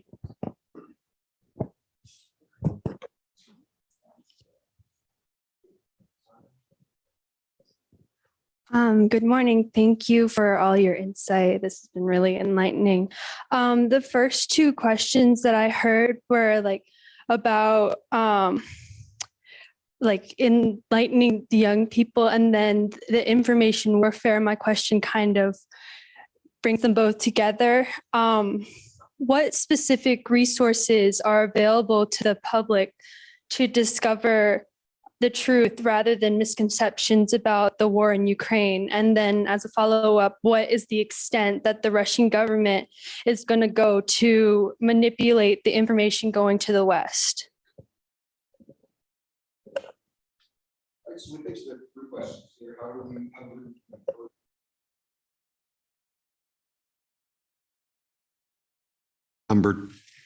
Thank you, Milda. First question is, how do we, or whoever did that, thank you.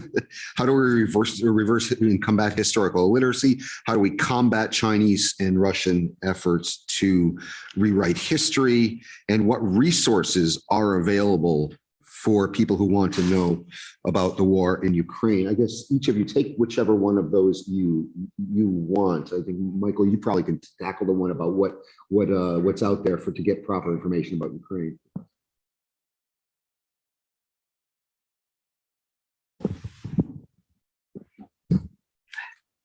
Actually, all three questions kind of meld together, I think, in terms of what we can do or what's out there and what we can do, obviously, to spread the truth in terms of this collective memory and to battle the disinformation that is out there.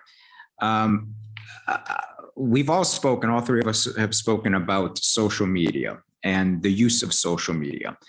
I think social media, we shouldn't look at this as moving forward into modernity that we're too old or an older generation doesn't necessarily interact or have the capacities when it comes to social media. But I would say quite the opposite. It's that storytelling that Brian had mentioned earlier in the introduction of this particular panel. It's you sitting on your grandfather's lap and your grandfather telling you stories. It's that information that comes from the older generation, frankly speaking, into the newer generation that carries that torch, that carries that mantle of good versus evil, however that you want to define it. And I think right now, specifically when it comes to the aspect of the situation of Russian disinformation and the war in Ukraine and what information is out there, I must say, there's this phrase, there's always a certain place and a certain time for everything, right?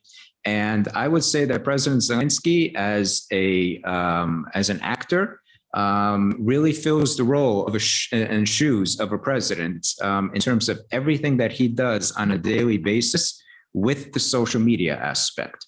His 2-minute videos every single evening about the war effort in Ukraine. What happened? How are the people suffering? What is happening in terms of the past month's counteroffensive?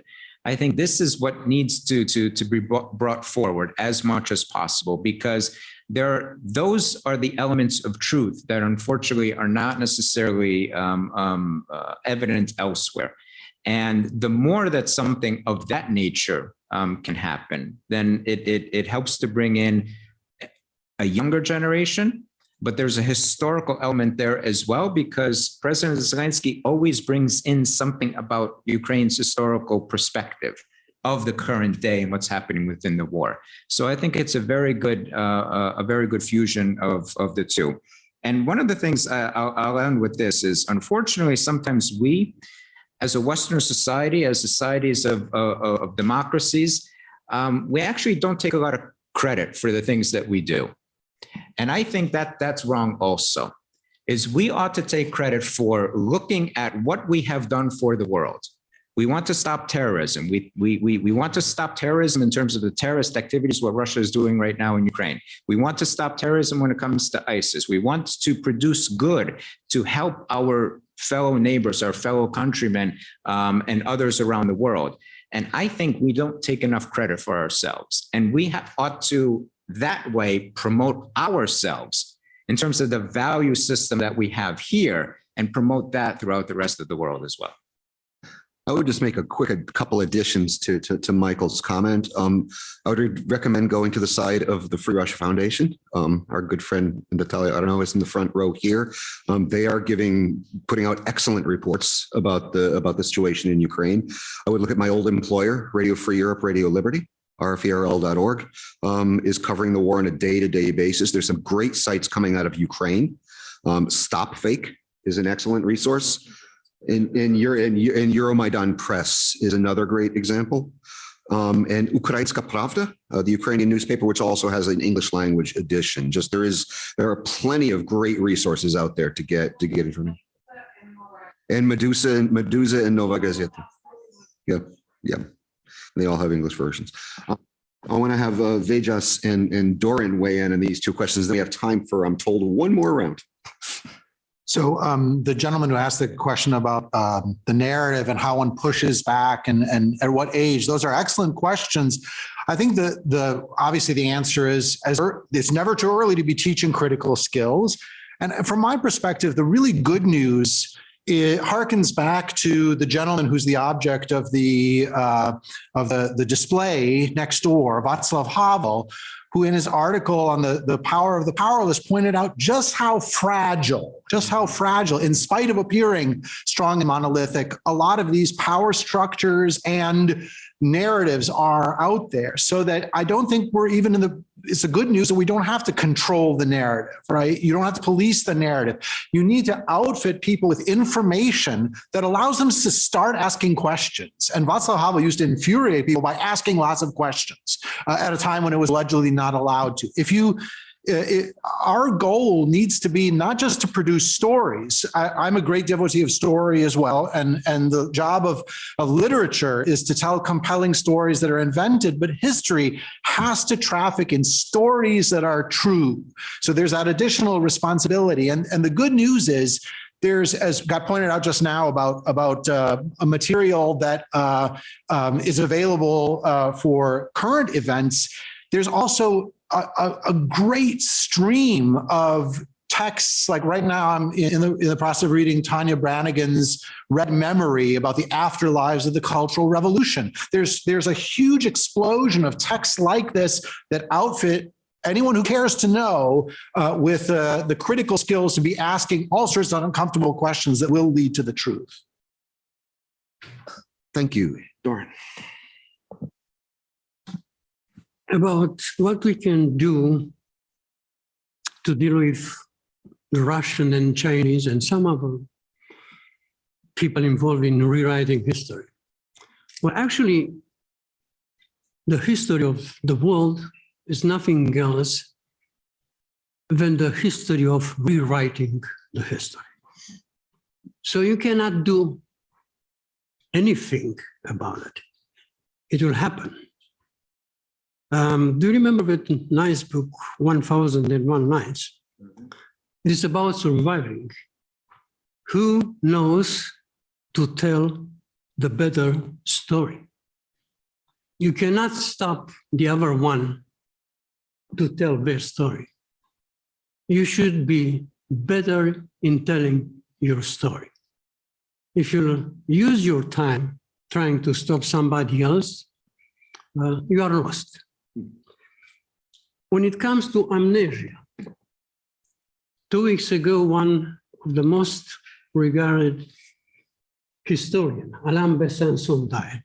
He wrote a book about amnesia and something else. And he said, is it strange that amnesia works on 2 levels? When it comes to the Nazi, it's a lot of work over there. When it comes to the communist crimes, well, sometimes people are dealing with amnesia. So amnesia doesn't start tomorrow. Amnesia starts always today. You don't have to wait until tomorrow to have somebody working on it. You should be prepared about it. About what we can do domestically. So when it comes to education, we have right now education provided more by entertainment than by science. And again, there's nothing you can do about it. Or if it is to keep doing the right thing. You cannot stop the entertainment to write and rewrite stories. And another point is about cultural revolutions. Well, Chinese were very good in producing several waves of cultural revolutions, starting with Mao. But I'm more concerned about our domestic cultural revolution. When I think about cancel culture, I'm afraid. I was born and I lived 40 years in a country which was a communist dictatorship. They imposed upon us cultural revolutions. We didn't like it, we fight that. But I see here people being in love to participate to cultural stupid revolution. Because to me, the question is, okay, you don't like this. You are telling me that this book is bad. Can you tell me what is the book you like? And that's the problem. I remember when somebody years ago wrote an article about an activist Rogiberta Manchu, I think. She said, the article said, well, you know what? She's better than William Faulkner. And I see serious people taking it seriously. So one more time, I'm not so more concerned about what some other people are trying to do to us. I'm more concerned about what we are trying to inflict upon ourselves.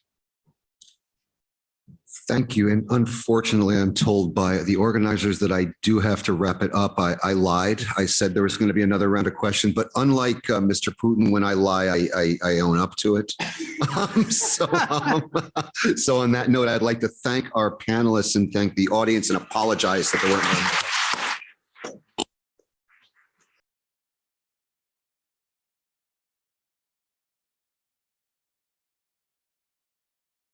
Thank you very much for joining us this late morning or early afternoon. This is the third panel, Global Voices of Freedom, Key to Enduring Resilience. I've been asked to frame the discussion and introduce each of the panelists. Cuban exile writer and journalist Carlos Alberto Montaner passed away on June 30th, 2023 at age 80. He was also a victim of communism, forced to flee his country to avoid a long and unjust prison sentence by the Castro regime. His life is an example of enduring resilience. In 2011, he said the following at the George W. Bush Presidential Center: "There is a secret family of victims of totalitarianism, which can be the families in Burma or the victims in North Korea or in Iran or in Cuba. We feel a special bond with them because we belong to the same family," unquote. This is also true for our brothers and sisters in Lithuania, China, and others who are suffering or have suffered under communism. As communist and authoritarian regimes around the world continue to destroy liberty with the rise of communist China as a hegemonic power to challenge the liberal international order, a new generation of human rights defenders has risen to the occasion. These brave activists are now subjected to increasingly sophisticated persecution, ranging from jail, torture, and extrajudicial executions disguised as accidents to digital surveillance and general oppression. The purpose of this panel is to listen to the experiences of those who have lived under communism in North Korea, Lithuania, and China, and to explore the following questions. What can the international community do to assist these activists? What can the free world do to ensure that their voices are heard? Our first panelist is Grace Jo. Grace was born in North Korea, where she nearly died of malnutrition as a child. Grace's brothers perished from hunger. Grace's father was tortured and starved to death. He died when North Korean agents transferred him from a detention center to a jail. His crime was leaving his nation in search of food for his family. Grace's older sister went to China to collect food for her family, but she never returned and was most likely sold into human trafficking. Grace was twice repatriated to North Korea by the Chinese authorities, and each time she was imprisoned. Grace's mother and one of Grace's sisters were repatriated 4 times and tortured on each occasion. Pastor Philip Buck bribed North Korean operatives in 2006 to let Grace and her 2 remaining family members to flee North Korea. Grace and her family were rescued from China by the United Nations High Commissioner for Refugees in 2008. Allowing them to enter the United States of America as refugees. She and her family have been protesting the forcible repatriation of North Korean escapees hiding in China. Grace worked as vice president for NK in USA, an organization that assists North Korean defectors with rescue, resettlement, and emergency support. Please go ahead. Thank you. Good morning. Well, it's my great pleasure to be here today. And actually, this event is very special to me because I am a 3rd generation of the victims of communism. Speaking of the past, I would like to explain a little bit of my grandparents' time. My maternal grandfather, he was a farmer, and he had 5 older siblings, and they were lived in the time of when Japan controlled our country. So they were educated, and some of them, they become doctors, some of them, they become teachers, and some of them, they become a scholar in our family. However, in 1948, when North Korea became independent country and become the communist country, all these people, they were either killed or they have to give away their land and farms to the country. And my father and my mother, they lived during the Kim Il-sung, the first leader of North Korea. And their lifetime was also a little bit challenging, but not like right now. They were kind of giving like a new government system to people and trying to educate them, re-educate them and trying to train them what is ideology and what is communism. So they kind of forcefully changing their identity as a North Korean. And then later on, when I was born, it was Kim Jong-il's time. So when the Kim Jong-il ruled our country, since 1994, a lot of people were suffering from the Great Famine and a lot of policy changes and a lot of people dying by starvation and many people, they were defecting our own country. It was just chaotic. And my family was not an exception. I had 8 other family members in my family, but most of them, they all passed away. And right now I only have my mother and one of my older sister still alive, and they're living in America. I especially want to say thank to America because the George W. Bush signed North Korean Human Rights Act in 2004, and that allowed us to have opportunity to come to America and find a freedom and become an American. And speaking of the present, North Korea, they never change and they're always getting worse. I also met many young North Koreans past month, and we also shared a lot of information recently happening in North Korea.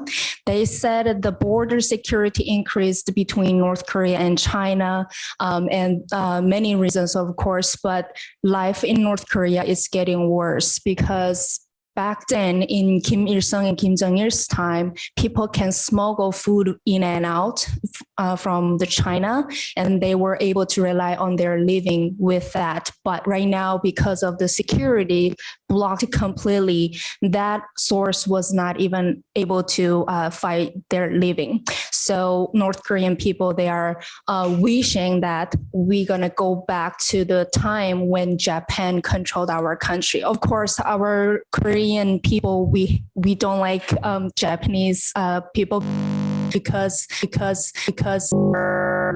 memories.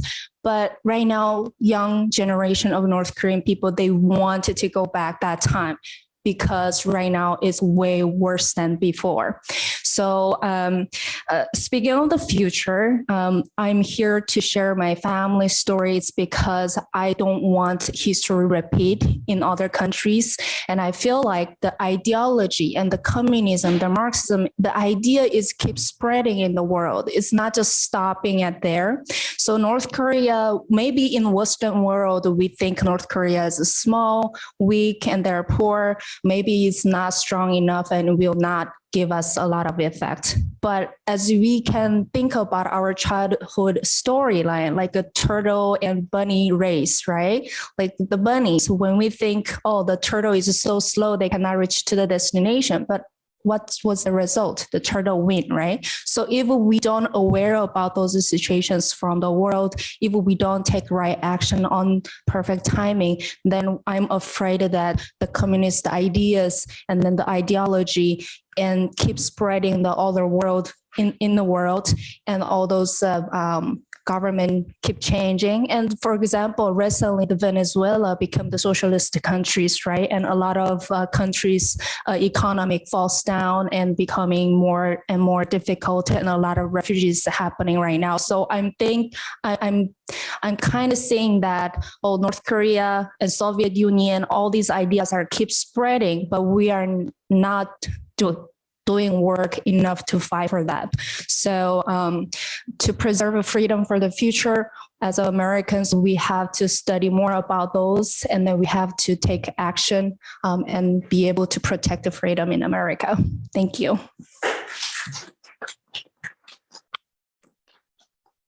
Thank you very much, Grace, and thank you for your succinctness. Our second panelist is Professor Valdas Rakutis, member of the Seimas of the Republic of Lithuania, distinguished guest speaker on the 70th anniversary of the Select Committee on Communist Aggression, the Kirsten Committee. I just wanted to say Free Cubans are grateful to Lithuania for not ratifying the political and cooperation agreement between the European Union and the Cuban dictatorship. We saw the fruit of this poisonous agreement on July 17th and 18th, just this past Monday and Tuesday in Brussels, at the EU CELAC meeting, where President Zelensky was vetoed from attending by Cuba, Venezuela, and Nicaragua. Europe is Cuba's top trading partner with 1/3 of foreign trade compared to 8% by Russia.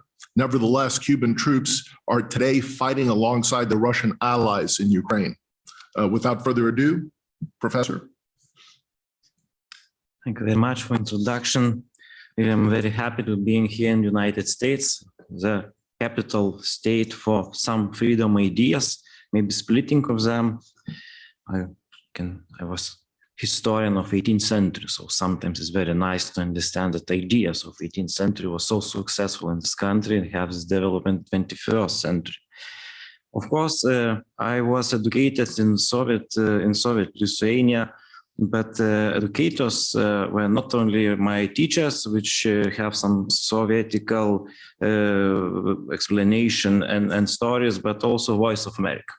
I can say that in each family, all the generation was sitting each day and to hear information by Voice of America. Yes. So it was very important source of information for us, and it's very important for each nation which is fighting to get information, real good information about what happened in the world, because otherwise it will completely destroyed by propaganda means. What I can say about situation today, we have to understand some background of nations, not to understand only our ideological view of how to be changed, yes, because sometimes some people thought that we can build America in Ukraine, but sometimes it's hard to do because people have completely other background. And if you will be successful, you have to found a contact with the history and culture of local people to develop something quite specific, but quite effective, because you can change people who live in the East to the West country style, or it will be a very small group of them. I have a very nice gift from Taiwan Scouts. I got 1995 in the Jamboree of Scouts, and until today I have this cup and know that Taiwan people say this time that will be the same situation as Lithuania, but situation today they have is much more complicated. Our conference topic is past, today, and tomorrow. I will talk something about past. First of all, we have to develop and to research our experience how to fight freedom fights. Lithuania have fighting with Russia from 1483, really, but our freedom fighters when we are in more or less better situation. It's from 1769. It's our first confederation fights, and all 19th century we have freedom fights. Each 30 years we have insurrections. Each 30 years, definitely. And finally, in the beginning of 20th century, we were successful. It's our success that we not live in Soviet Union at the beginning of existing. We have our history, quite successful national state. And such success of national state keep us alive during Soviet time. We know that in past we were free country, and if not Russians, we will be successful in our economic affairs and will live better. Maybe the same as Finland, maybe better. And such ideas in Soviet time keep us fighting in different ways, sometimes in active form, sometimes waiting for better times. But I remember very good that we know that if we will be free, we'll be better and everything will be good. And it's very important for the nations who are still in communist style systems to say that we can be better. And I know that Lithuanian example is also used by Ukrainians to keep them fighting, really.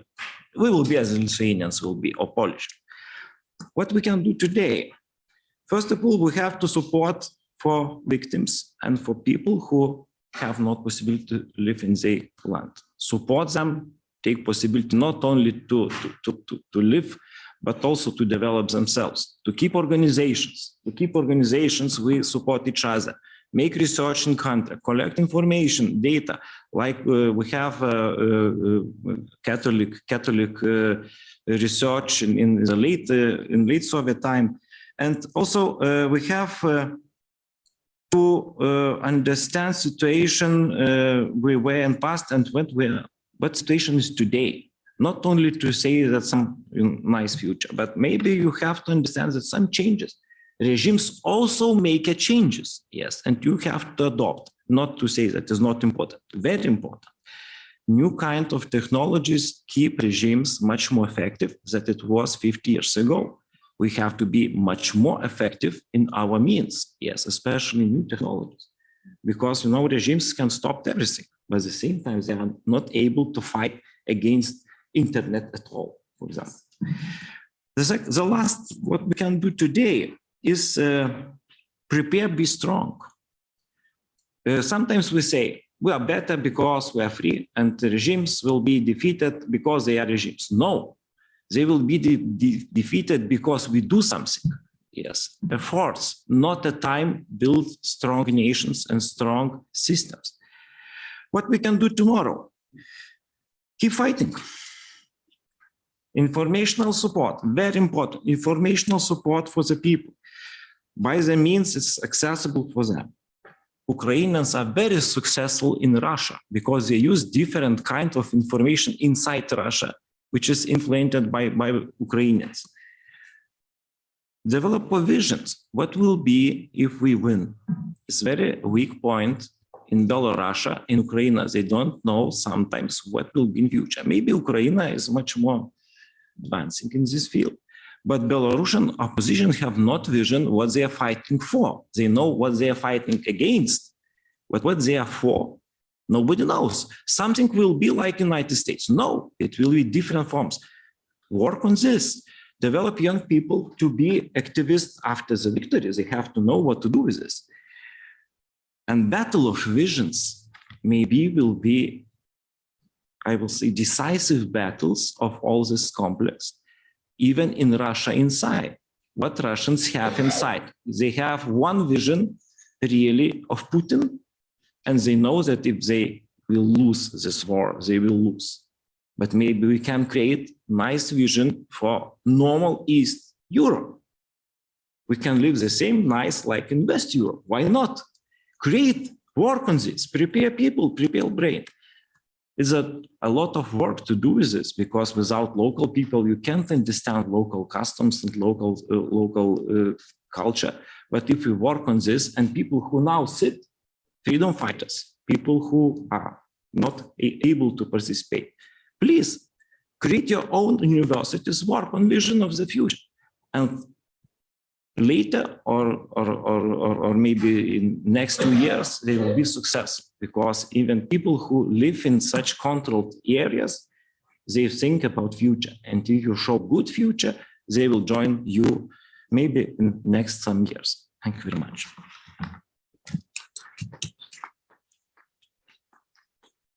Thank you very much. And I'd like to introduce our third panelist, Sophie Luo Shengchun, Chinese activist, human rights defender. She's also an engineer and a mother of 2 daughters. She's been involved in human rights work since April 2013, when her husband, human rights lawyer and activist Ding Jiaji, was arrested and then imprisoned for 3.5 years.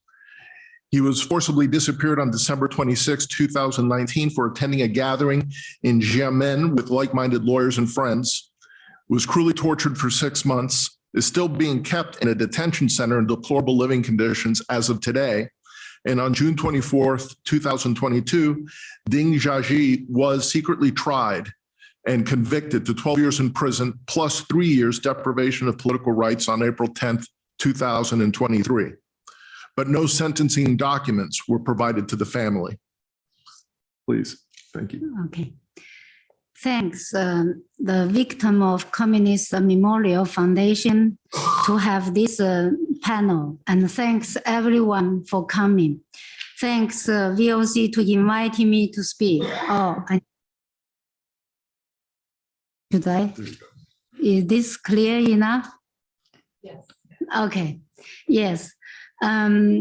I appreciate I don't waver speech. It's talking about keep fighting and build a vision. Today I'm here. I want my presentation, my topic. I want the core point is end CCP, the mission of this generation. I want to build a vision for this generation. We have to end CCP, Chinese Communist Party. My husband, Ding Jiaxi, started his research on the Chinese Communist regime when he was a college student. And after many years contemplation and investigation, he came up the idea to bring change to Chinese communist regime through civil rights advocacy, civil society construction, and nonviolent protest. He jointly led the Chinese New Citizens Movement in 2012 with legal scholar Xu Ziyong. They encouraged the Chinese citizens to practice the rights written clearly in the Chinese Constitution, to network with other citizens and to confront social injustice and oppose human rights abuses in daily life in China. Their peaceful and lawful activities, however, resulted in Chinese authorities arresting and sentencing them in 2013 to 4 years and 3.5 years prison on the trumped-up charge of gathering a crowd to disrupt public order. After serving their sentences, both men resumed their activities in promoting civil rights. They reached out to citizens throughout China who share the same aspiration in promoting the growth of civil society. But their gathering with citizens caught the attention of the authorities again. After a 2-day private gathering in Xiamen, Fujian province, with around 20 like-minded friends, the public security authority forcefully took away Ding Jiaxi, my husband, on December 26, 2019, and Xu Ziyong on February 15, 2020. Authorities placed them in communicado detention. They were subject to torture and ill treatment, such as prolonged sleep deprivation, loud noise harassment, interrogation for weeks while being bound tightly to an iron tiger chair, food and water restrictions, prolonged immobilization, no sunshine or daylight, no shower for 4 months. Security officials later arrested them and transferred them into a remote detention center where they continue to be subject to physical and mental abuse. They were prohibited to meet their lawyers for about 1 year. After the lawyer were permitted to see them, the lawyers were forced to sign confidentiality agreement, promising not to release any information for the 2 cases. So John just said, then they were secretly tried last year and was secretly sentenced this year to 14 and 12 years, respectively. When I was born, the Chinese Communist Party badly persecuted my father during the Cultural Revolution.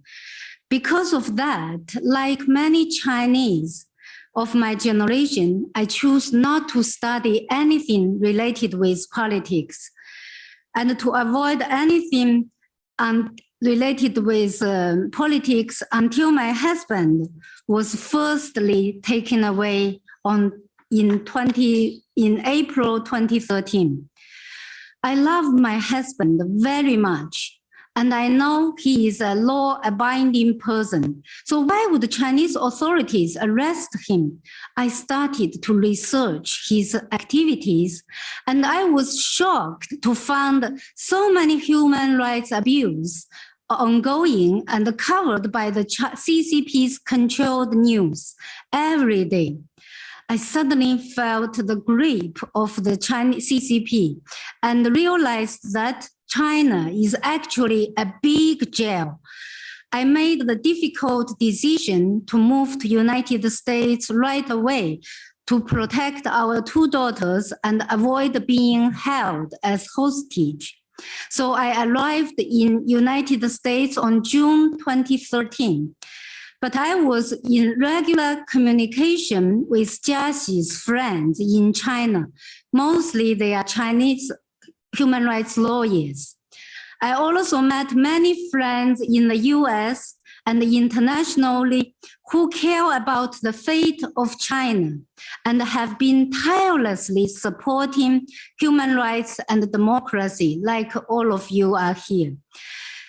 They helped me deal with the pain of missing my husband, and I began to think about what I can do to promote human rights and democracy, not only as wife of my Jiaxi, but as a Chinese citizen.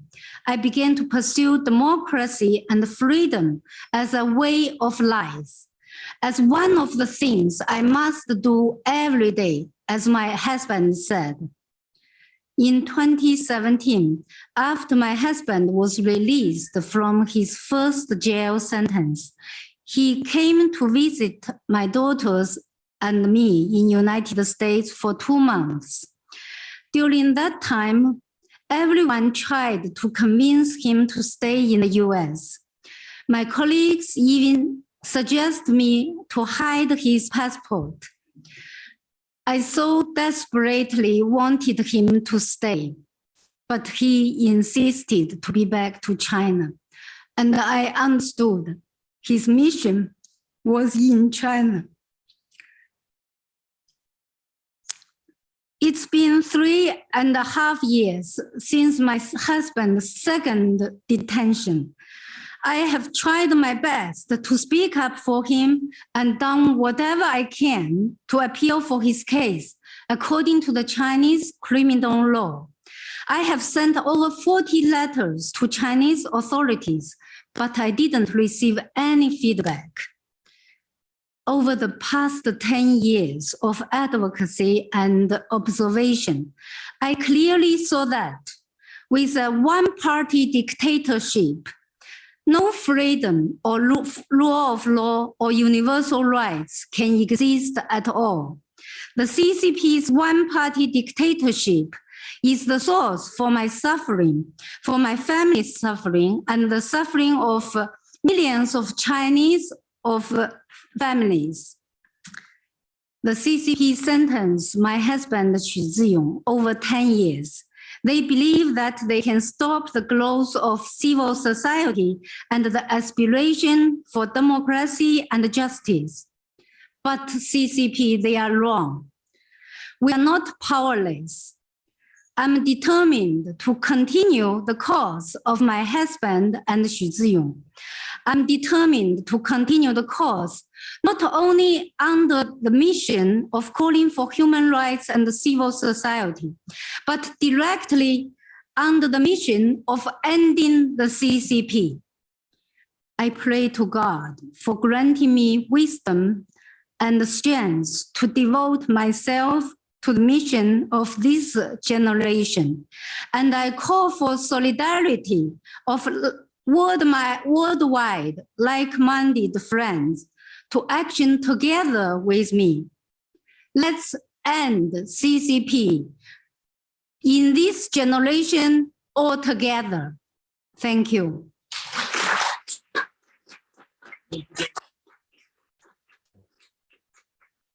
Thank you very much, Grace, Valdes, and Sophie, for your powerful presentations. We're going to open now to questions and answers. I think I see, let me see if there's somebody with the microphone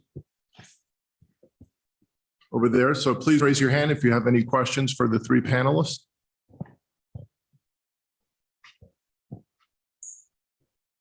If I don't see hands, oh, here we go.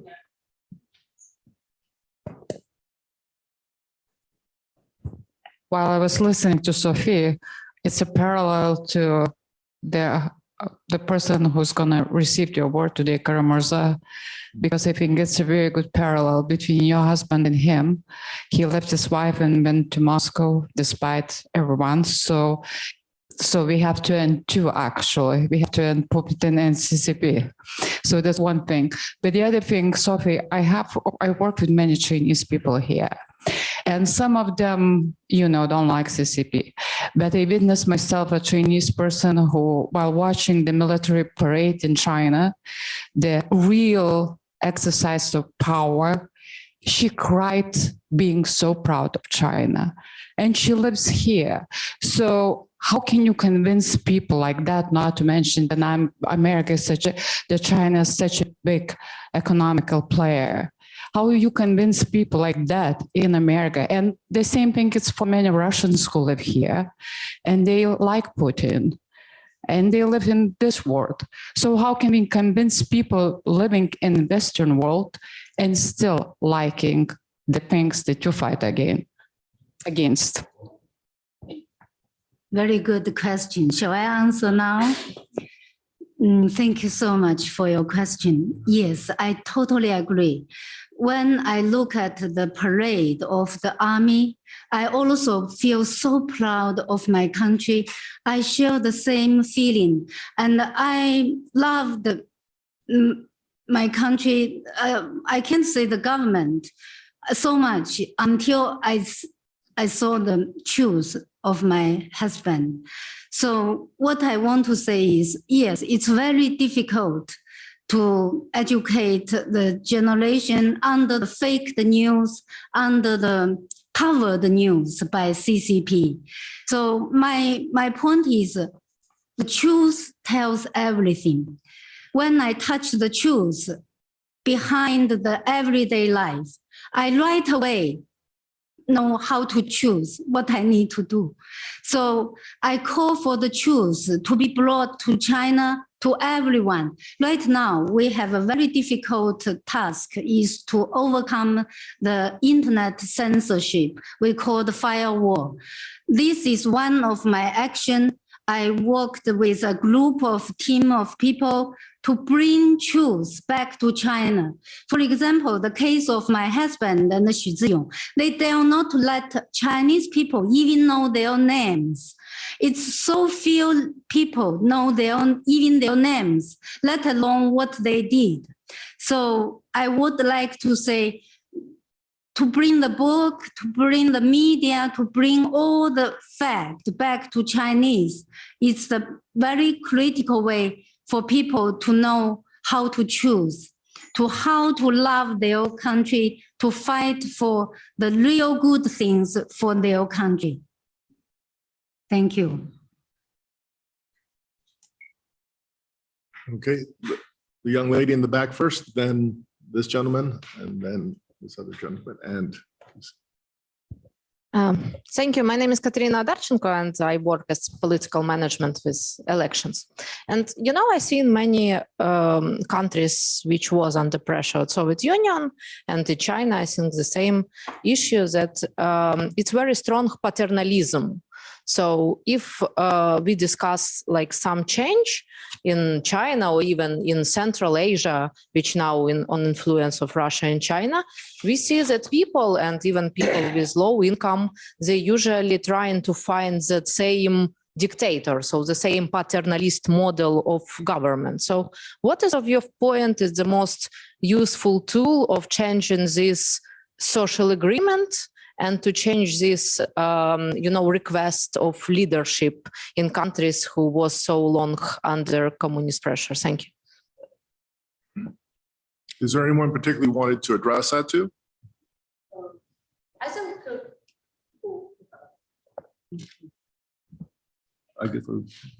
Yes, I think that very important is to understand the roots of the communism and roots of local society, some understandings.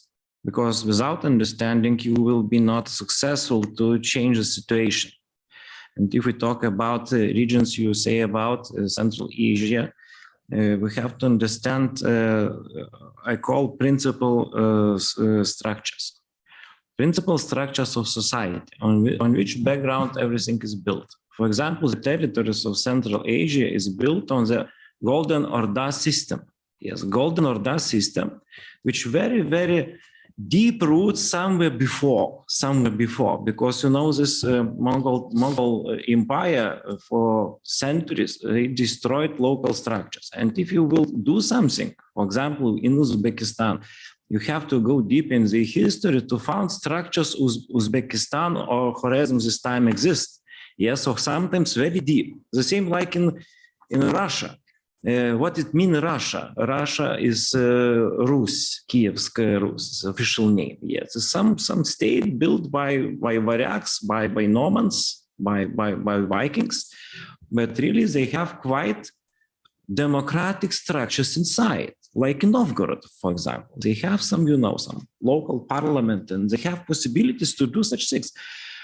But what is Moscow? Moscow is outpost of Golden Orda in Rus, is a commanding post, and they use this vertical system of society and destroy everything. And difference between Ukrainians and Russians sometimes exist in these very deep roots differences, because Kievlians or Kiev people, so Litovsk Rus, Lithuanian Rus part, they have the same structure still, and they have differences in behaviors. So sometimes historical research deeper shows ways what to do to re-establish original forms of even Asia democratic systems, consisting of some meeting like in Russia, Sobor, yes, some quite interesting structure, yes, which elected Tsar in case if not have. So we have to do a lot and to say true about a long history, because what do regimes? They change histories. They change history, say that they have only one way to do as Communist Party says. Yes, you have to deal with this and tell stories about democratical history of the nations. Every nation's inside is democratic, because people will be free and successful. Sometimes they are different, but we have to concentrate on this.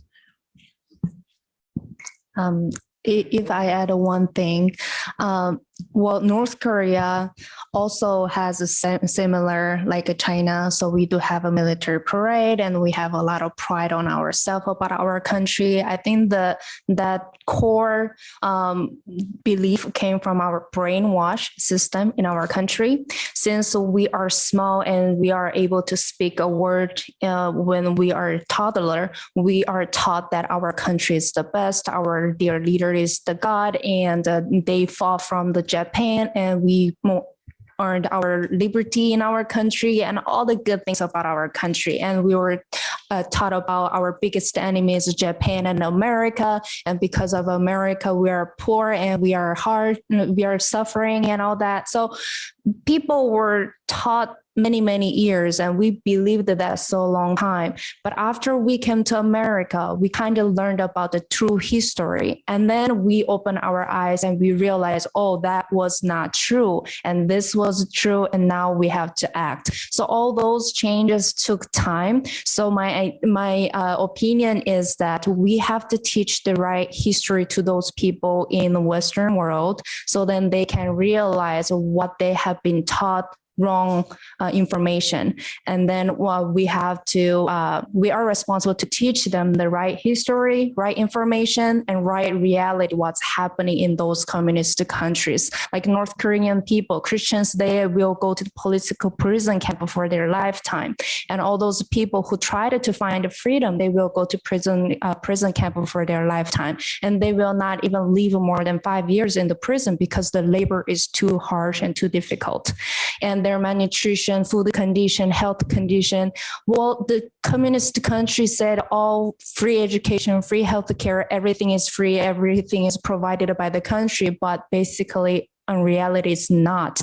The patients, they have to find their own medicine to go to hospital to get their treatments. And they have to bribe those doctors operate the surgeries for them. And students, they have to bribe their teachers and pay for their books, their uniforms, and their everything. The students are responsible for all the education process. So it's not actually free. It's way expensive than what we are having in American system. So please be aware about those. And then we have to come up with the strategy how we can convince those people with the right history. Thank you. Okay, I want to add one point here. This is talking about the lying. You know, we just said Russia is lying, but Chinese government is lying also. You know, the thing, my husband and Xu Ziyong, they didn't create any new cause. They just ask people to follow the Chinese constitution, to follow the laws. They didn't create any new things. The thing is, CCP, they say something beautifully to attractive you, but they did is completely opposite. That's exactly the education of this VOC tell people what is the truth behind the CCP described. They described beautifully, you will have food, you will have everything you just said. But on the contrary, they don't. They take away everything from people. They take away what you did for them.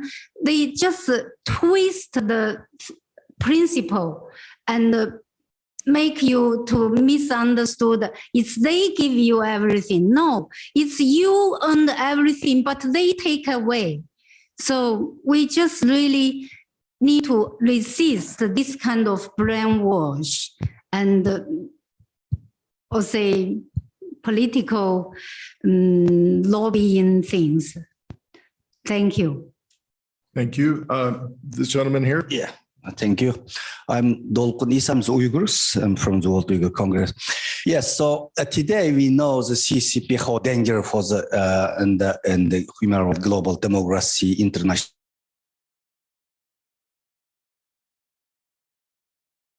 Concentration camps still, and the Tibetan people is also subject for the cultural genocide. Hong Kong democracy destroyed. Yes, the Chinese human rights disturbs in the suffering a lot.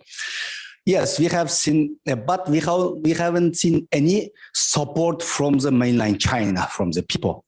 Even, okay, is there a Chinese CCP is the master brainwashing? There is also internet censors, no space to the people speaking out. Even we haven't seen any support for the Hong Kong democracy movement.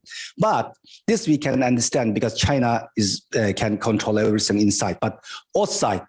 And the Democrat, for example, last month, China's prime minister visiting Germany. I coming from Germany. We hold demonstration, Tibetan, Uyghurs, Hong Kongs.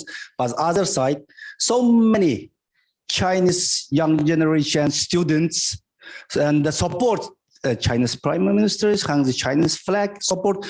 And the same pictures we have seen different places around the world. So, and this young generation Chinese students, they are enjoying freedom of democracy, freedom of expression, they're enjoying the Western value, but support the Xi Jinping. What is the reason? China. What is the reason why this Chinese citizen in the Chinese diaspora exile still with cooperate this dictator regime? Yeah. Thank you. That's a very good question too. Shall I answer? Please. You know, today I invited my friend from Yale University. I tell Milda, I said, this is the awakening generation. She belonged to one of the awakening of next generation. Because you know what? The kids right now in the university, in different country, are the same age as my daughter, as this friend. They are, in my generation, I was educated, do not touch politics. Politics will brought you suffer. So when I teach my kids, I did the same thing wrong. I do not tell them the truth. I believe many of my generation's parents did the same thing wrong. So that is why I said, right now, I have a lot of things to do outside China to educate those people, to awakening those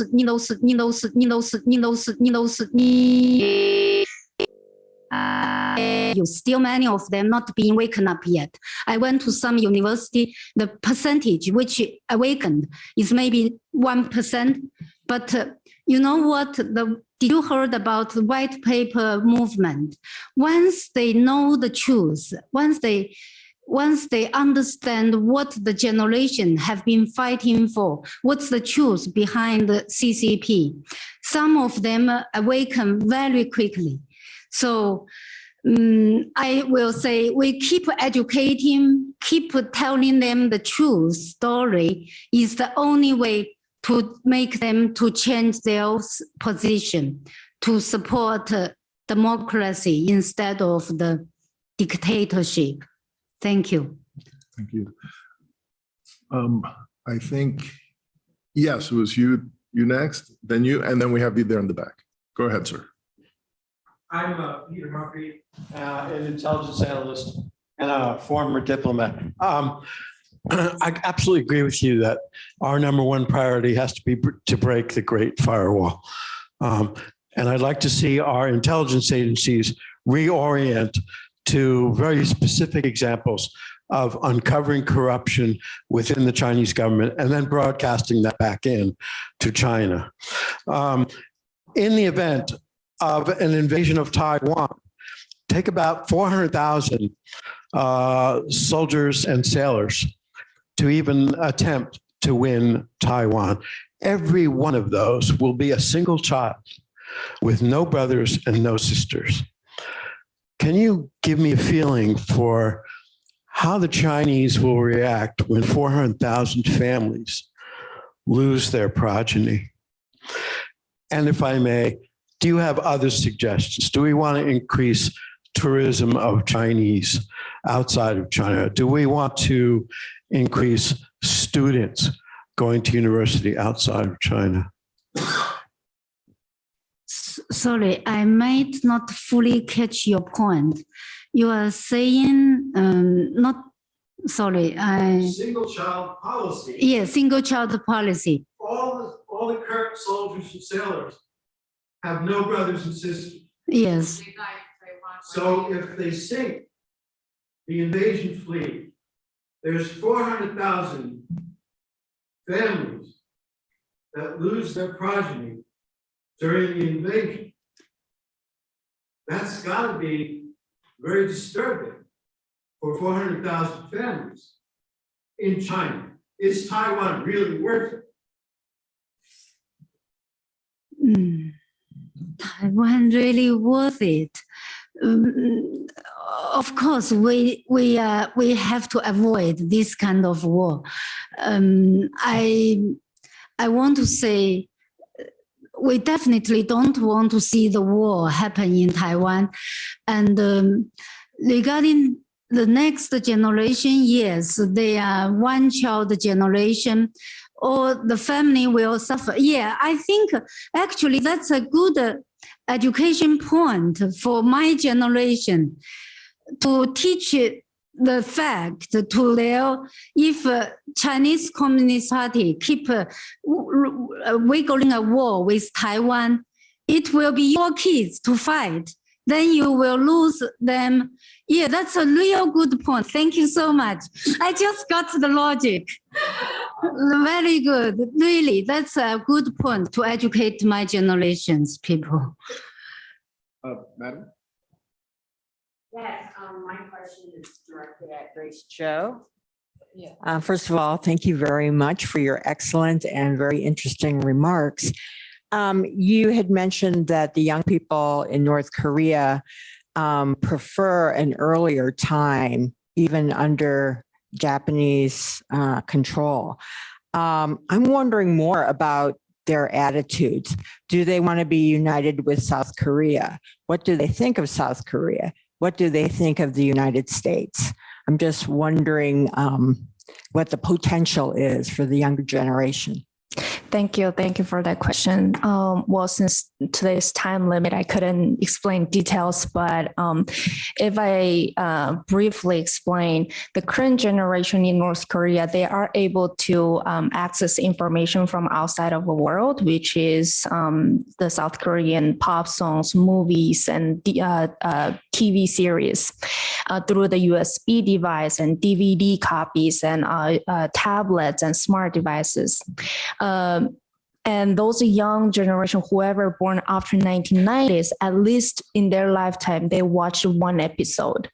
So through those TV shows and movies, they already know that how wealthy the South Korean people are living in their country. But the government and the education system in North Korea, they are still teaching people that South Korea is poor and a lot of people dying on the street, and North Korea has to work hard to support that country because it's a brother country.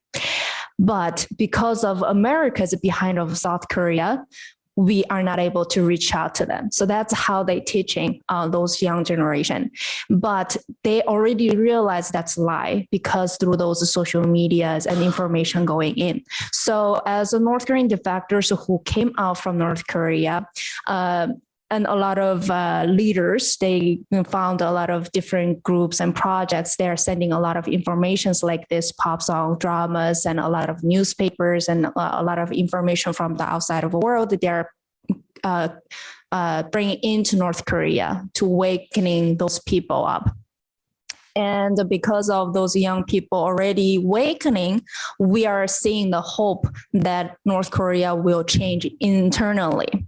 However, like some people mentioned earlier, we still have our loyalty in our heart because we were brainwashed for so long time. So we know our country is lying to us. We know that our country cannot feed us and they're not doing a good job, but we also think that, maybe it's not the dear leader, maybe the people who are under him is not doing a good job, that's why we are suffering. So we are still need time to awakening those people up with the true information, but slowly changing. So going back to answering you, young generation North Korea, they're changing perspectives toward to South Korea and America, but not fully change their loyalty.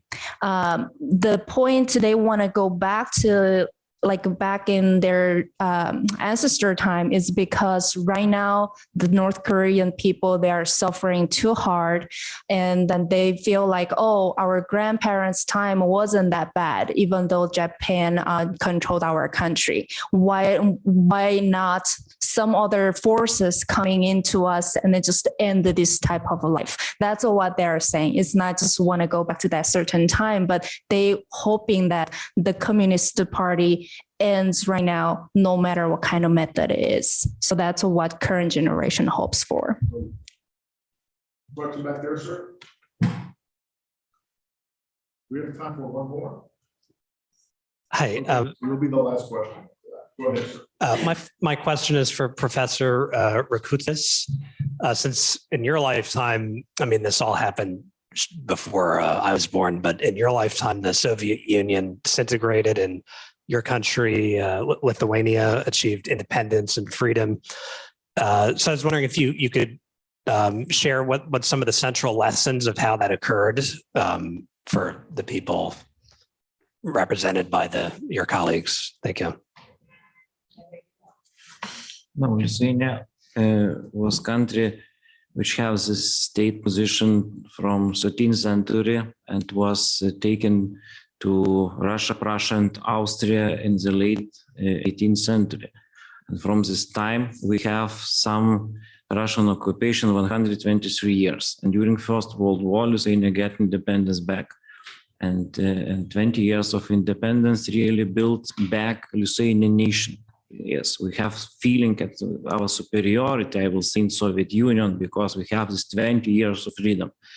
And the people ask us why we not are Russians and will not join Soviet Union, say we are not part of the system. We are people from the West, temporarily, and everything will be finished. Yes, we have the fighting against Soviet Union after Second World War, from 1944 till 1953. what it means. 7 years of fighting without any support from outside. People live in bunkers somewhere in the forest. And you know, during this time, they write Vision of Lithuania, very famous Vision of Lithuania, and we fulfill such vision. It was written in the bunkers in somewhere, you know, in the wilderness, and people have no support, live under the ground for full winter time. They write the visions, yes, and such visions were put into some, you know, places. And finally, when Soviet Union go to the crisis, yes, it was perestroika time. We use Soviet constitution to go out from Soviet Union, but of course we are not part of Soviet Union. We're based on our local customs and local history. And we were the first nations, we begin this fight in this Soviet area, not outside, but inside. And we're so successful in this big support of Russians, Ukrainians, and other countries, because people understand that such fight for freedom is general for all Soviet Union. It's so important. And Russians, Ukrainians go, and 1990, we declare our independence 1990, and 1991, we attacked by Soviet, this time, Soviet tanks, really. And our parliament building we're working now was our fortress, but not by machine guns was defended, but by people who stay around, yes. And such thing shows that civil society is a shield of our independence, was fight not by army, but by our people.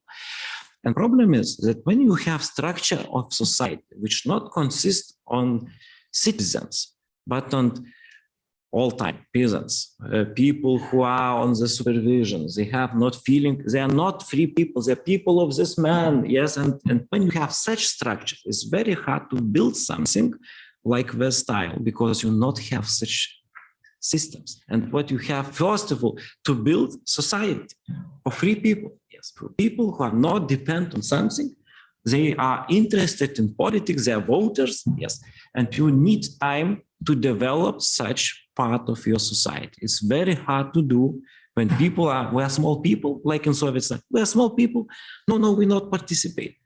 You have to be strong, and maybe somewhere in immigration, you have possibility to build, like our first newspapers were built in the United States. Yes, sometimes, yes. And Voice of America is still today is our flag. And we have to keep such initiatives for the future to develop new citizens. Because when you begin a fight, you need citizens, not peasants, not dependent people, not slaves. Yes, you have to have free people in society.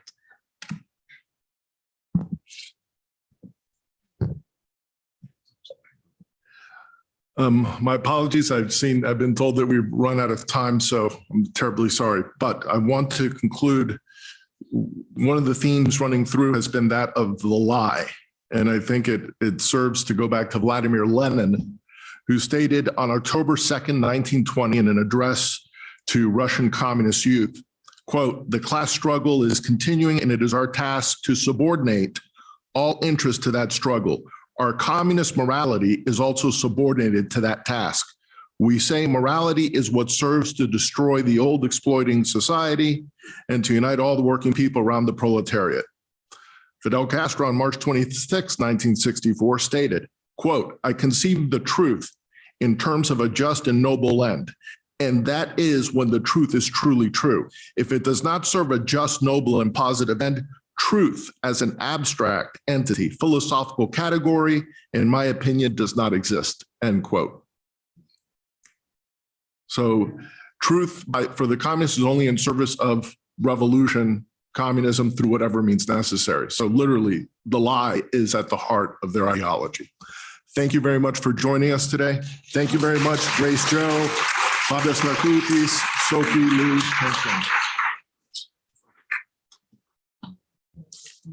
Thank you, John, and thank you to the panelists for insightful discussions. Please be seated, and if you could, please be so kind to move towards the side to fill the aisle seats. We will transition into award ceremony. I would like to invite George and Natalia to the front row, please. And I'll also invite Dr. Edwards, VOC's founding chairman, to deliver award remarks.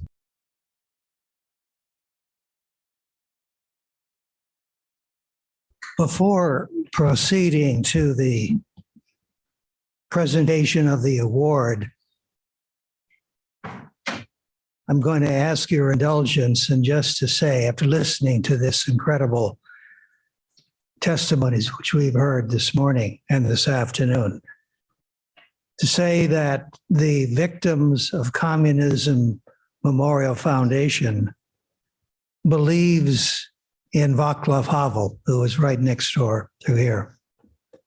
And particularly what Václav Havel said that we and I believe in the power of words to change history.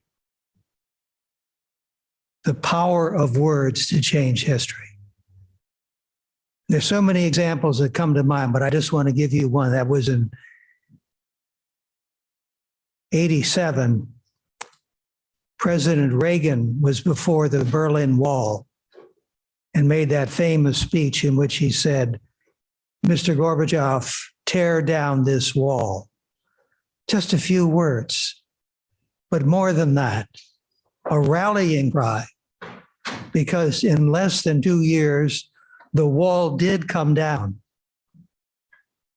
And it may seem improbable that us gathered here today can have that same impact, but we, you and I, we believe, don't we, in the power of words to change history.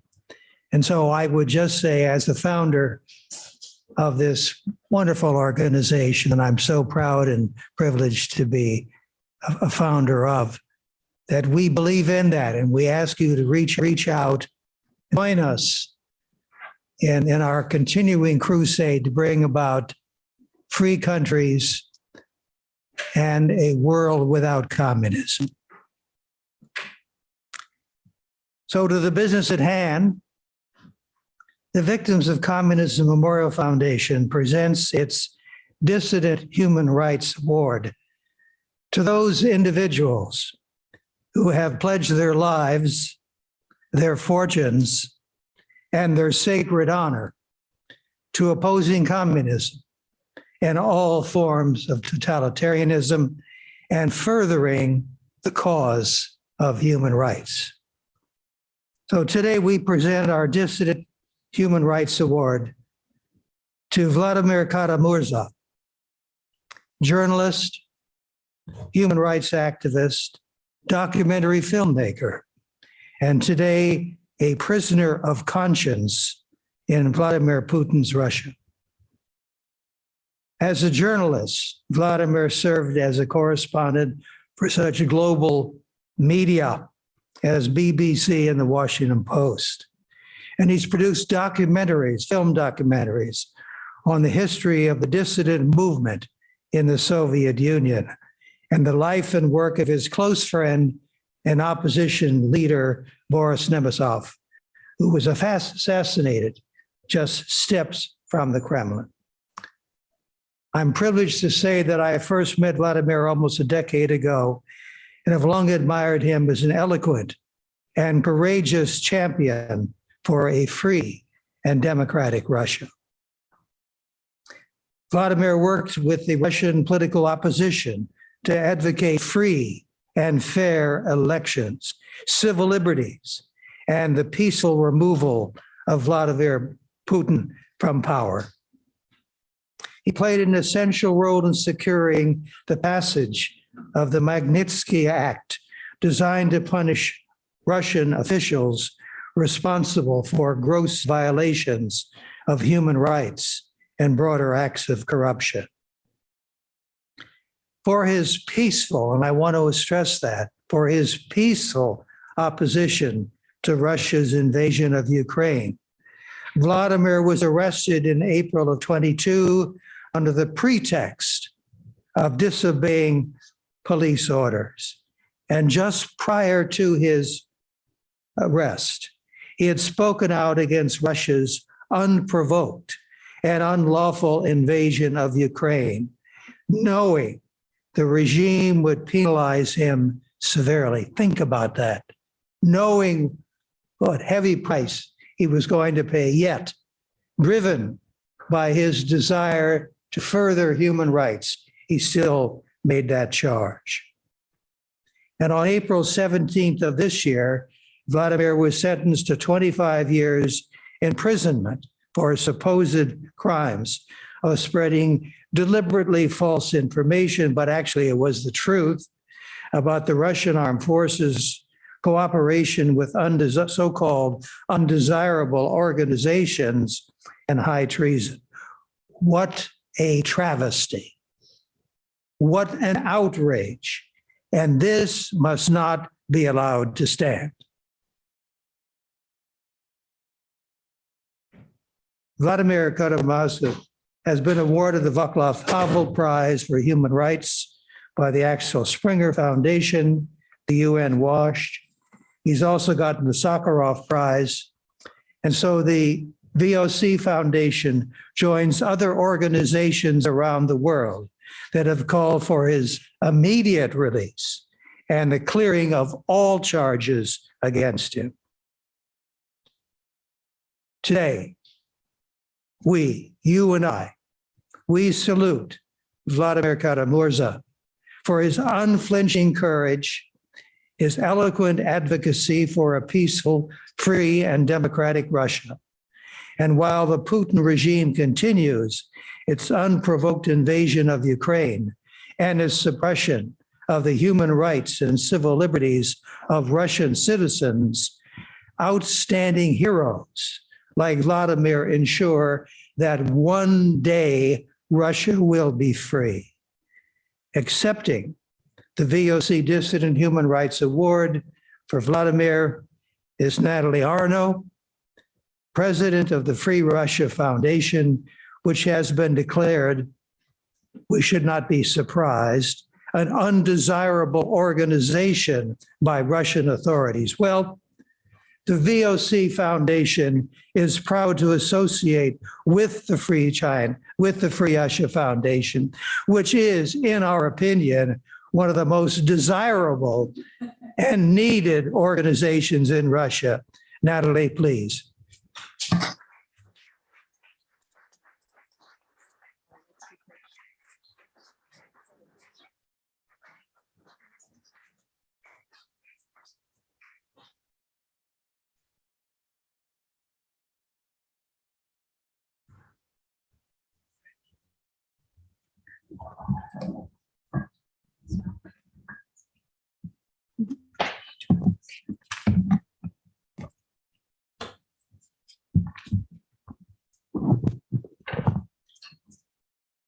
Thank you so much. The Victims of Communism Memorial Foundation. It's such an honor to be here today.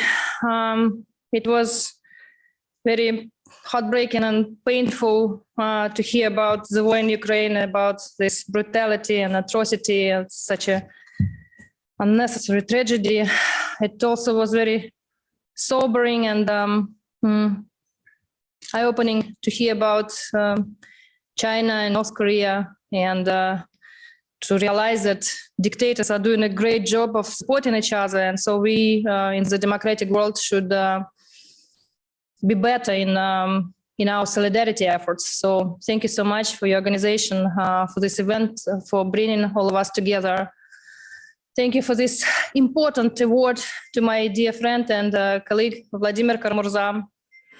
As you know, he's not only journalist, politician, political prisoner, prisoner of conscience, he's also a historian. It's an absolutely important award for him. And Vladimir is in jail for over 15 months. He was sentenced last April to this 25-year Stalin era sentence. But even from behind the bars, not even from 1 second, he's given up on his fight, on his activism against the war, against this illegitimate, criminal, brutal regime of Vladimir Putin, for a free and democratic Russia, for a normal Russia, for pro-democracy Russians. And I understand that many people all across the globe are very skeptical about this prospect of democratic transition in Russia. But we, Vladimir, me, many other colleagues, we pro-democracy, anti-war, anti-regime Russians just cannot afford not to believe that it's possible for Russia to be a democracy. Only democracy in Russia is a guarantee of sustainability of Ukraine's victory, and we don't even doubt that this will happen, hopefully, as soon as possible. Only democracy in Russia is the key factor in security and stability in the region and globally. And also, it was such a good parallel between Vladimir Karamurza and Sophie's husband, and of course, a more appropriate award recipient would be Evgenia Karamurza, his wife. And thinking about how many political prisoners are in Russia now, it's totally unprecedented, much more than even in the late Soviet regime. It's, according to Memorial, at least 563 political prisoners, at least 300 should be on this list. They are saying the Memorial itself is a human rights organization that monitors human rights violations in Russia. Recognizes that it's a very conservative number, and the number of political prisoners is much bigger, in fact. And just thinking about how many political prisoners, like over 1 million all over the globe, is just horrifying. But also, it's not only numbers, it's not only statistics. Behind each political prisoner is a family. It's in Vladimir's case, is his wife Evgenia, there are 3 kids. It's all of us who loves Vladimir, who are worried about him. We're all in jail with him. We are really worried about him. And I do hope that at your next event, we don't discuss how to stop the war. We discuss only post-war topics, but also that Vladimir is here himself, as you mentioned, as a very eloquent speaker, could be a very, very good asset to any of your panels.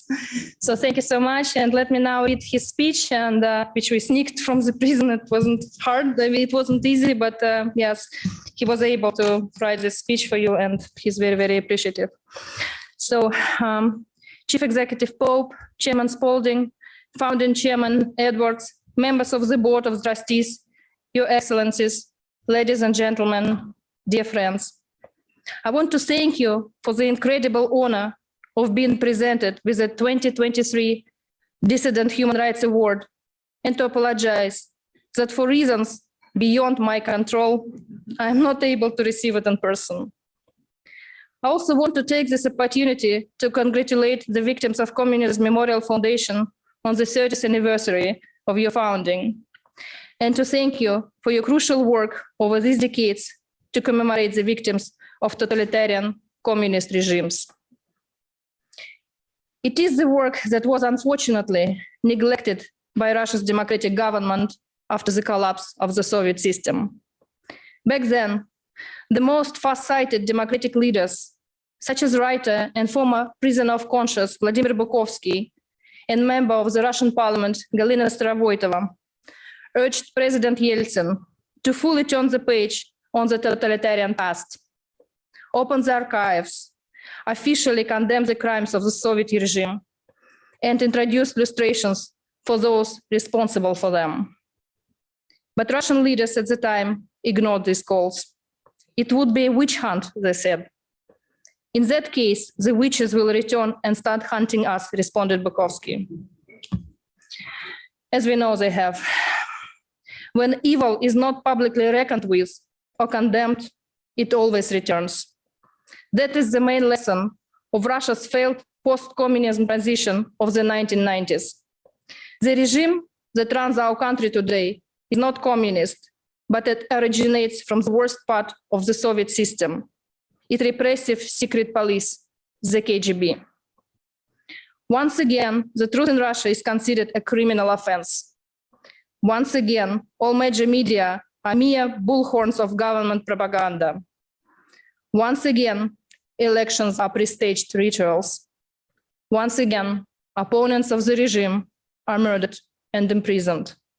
And once again, the Kremlin is sending tanks to subdue a proud sovereign nation that dares to want to live by its own rules. But just as in Soviet times, there are people in Russia who refuse to become silent accomplices to the regime's crimes. In August 1968, 7 demonstrators came out onto the Red Square in Moscow to protest the Soviet invasion of Czechoslovakia. And the Prague newspaper wrote that we now have at least 7 reasons for which we will never be able to hate the Russian people. Since February 2022, nearly 20,000 Russians have been detained across the country for protesting against Putin's invasion of Ukraine. Many dozens have now been imprisoned for it.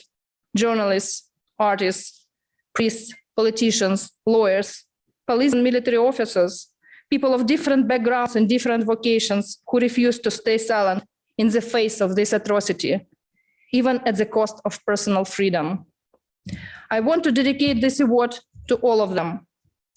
And it is my hope that when people in the free world today think and speak about Russia, they will remember not only the abusers and war criminals who are sitting in the Kremlin, but also those who are standing up to them, because we are Russians too.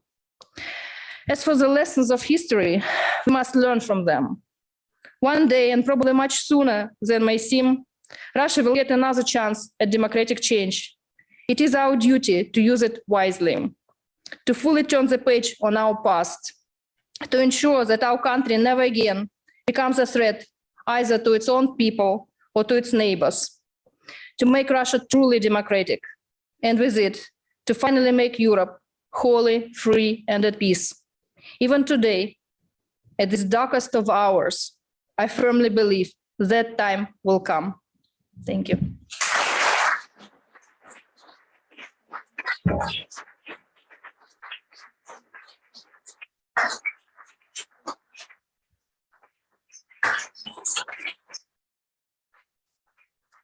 Thank you, Natalia. I would like to now invite Dr. Elizabeth Spalding, the chairman of the Victims of Communism Memorial Foundation, to present remarks for Truman Reagan Medal of Freedom. Thank you, Elizabeth.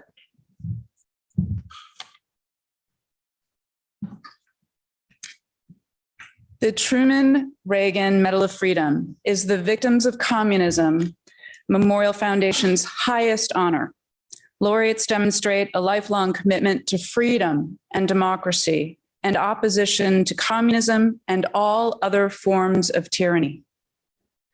Today, we are honored to present the Truman Reagan Medal of Freedom to Father Georgi Edelstein for his lifelong commitment to truth and religious freedom for the peoples of Russia and Ukraine.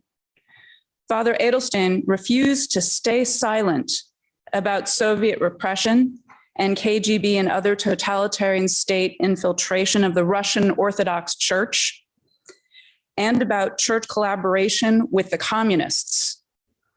And he has refused to stay silent about the church's collaboration with Russia's authoritarian government. Today's recipient of VOC's Dissident Human Rights Award, Vladimir Kara-Murza, reveres and has documented Father Edelstein's courage. Born in 1932 to a Jewish Christian family in what is now Ukraine and baptized in 1955, Father Edelstein had to wait over 20 years for his ordination to the Russian Orthodox priesthood due to Soviet repression, his intellectual honesty, his refusal to compromise, and his ethnic origins. Father Edelstein wore his cassock even when he was told not to, celebrated services, and carried out priestly duties while being followed by Soviet officials. Harassed by both Soviet officials and Russian Orthodox priests, he was the bishops. He was suspended from his position for being a politically motivated dissident. Living the truth and his vocation, he refused to stay silent and continued to speak, write, and act for religious freedom in the USSR. He stressed there was no such thing as communist morality and said false priests were Chekists in cassocks. Following a personal petition in 1988 from President Ronald Reagan, Father Edelstein was restored to his village parish. Father Edelstein still refuses to stay silent. In February 2022, as Moscow marched on Ukraine with the support of the leadership of the Russian Orthodox Church, Father Edelstein called on the people of Russia to not stand aside. We cannot shyly close our eyes and call black white and evil good, he said. The blood of the people of Ukraine will remain on the hands of not only the rulers and soldiers who carry out orders. Their blood is on the hands of each of us who approved of this military operation or simply remained silent.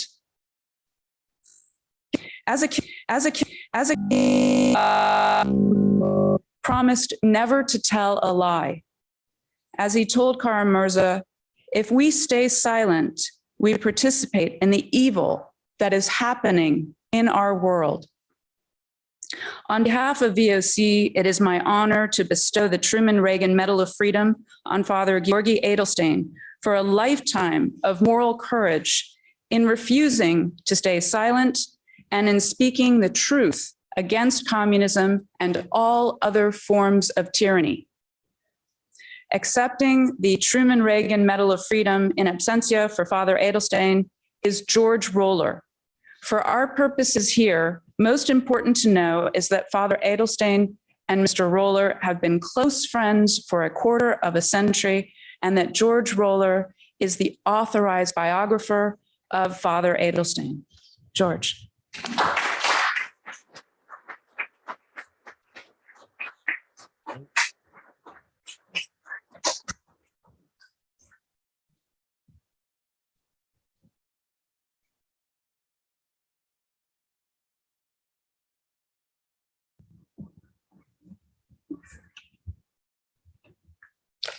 Well, thank you, Elizabeth. You did an excellent job, and I want a copy of that.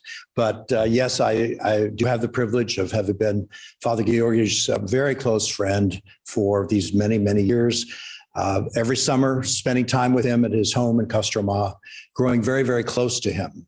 Love him. And thanks to the Victims of Communism Memorial Foundation and Milda for all the hard work we worked together to try to get Father Georgi here. He turns 91 tomorrow. He was willing to come. His health is good enough for him to come, but we were not able to get a visa for him in time. And so he would have been here, but since he cannot, he has sent his speech, his acceptance speech to me by email. And so now the words that you will hear are directly from Father Georgi. Ladies and gentlemen, thank you very much for this award. I am grateful to the Victims of Communism Memorial Foundation for this high honor. I have been living under communism for 91 years, and I know that communism always means war, either actual or potential.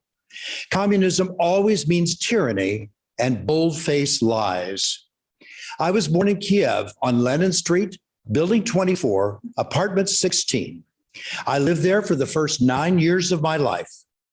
Today, in all of Ukraine, you will not find a single Lenin Street or Lenin Square or Lenin Monument, not a single memorial dedicated to the founder of the first communist state on earth.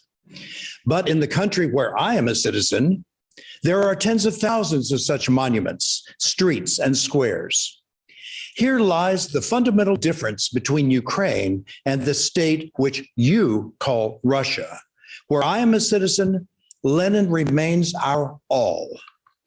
I do not support President Putin, nor am I particularly against him. To me, he is just another leader in a long line of leaders of the never-ending Soviet regime. Back in kindergarten in the 1930s, I was taught that, quote, Stalin is Lenin today, unquote. 85 years later, I can say with complete confidence that Putin is Lenin today. My good friend Vladimir Kara-Murza is in prison now. He is sentenced to 25 years, but there is no reason to blame the judges for their lack of justice. The Soviet legal system was created more than 100 years ago, and in all that time, the sentencing occurred not in courtrooms, but in the Kremlin. Nothing has changed. Under Nazi regimes and under the communists, whether headed by Hitler, Lenin, Stalin, or Putin, there always were and always will be political prisoners. And now to the most important point. All Western media today constantly speak about the Russia-Ukraine war or about Russia aggression against Ukraine. I am firmly convinced, I believe, and I witness that Russia ceased to exist in November of 1917. The necessity to strictly delineate Russia from the Soviet Union is the cornerstone of everything I have ever written and said. The war in Ukraine is being fought by Soviet, not Russian arms. The crimes in Bucha were committed by communists, not Russian soldiers and officers. Ukrainian cities are not being bombed by Russians, but by communist lads. The communist system has not changed in principle during the last 105 years. While temporary changes may occur in the economy, in the legal system, and in the methods of propaganda, in essence, it remains the same. To quote Lenin, a blue devil is no different from a yellow one. Thank you.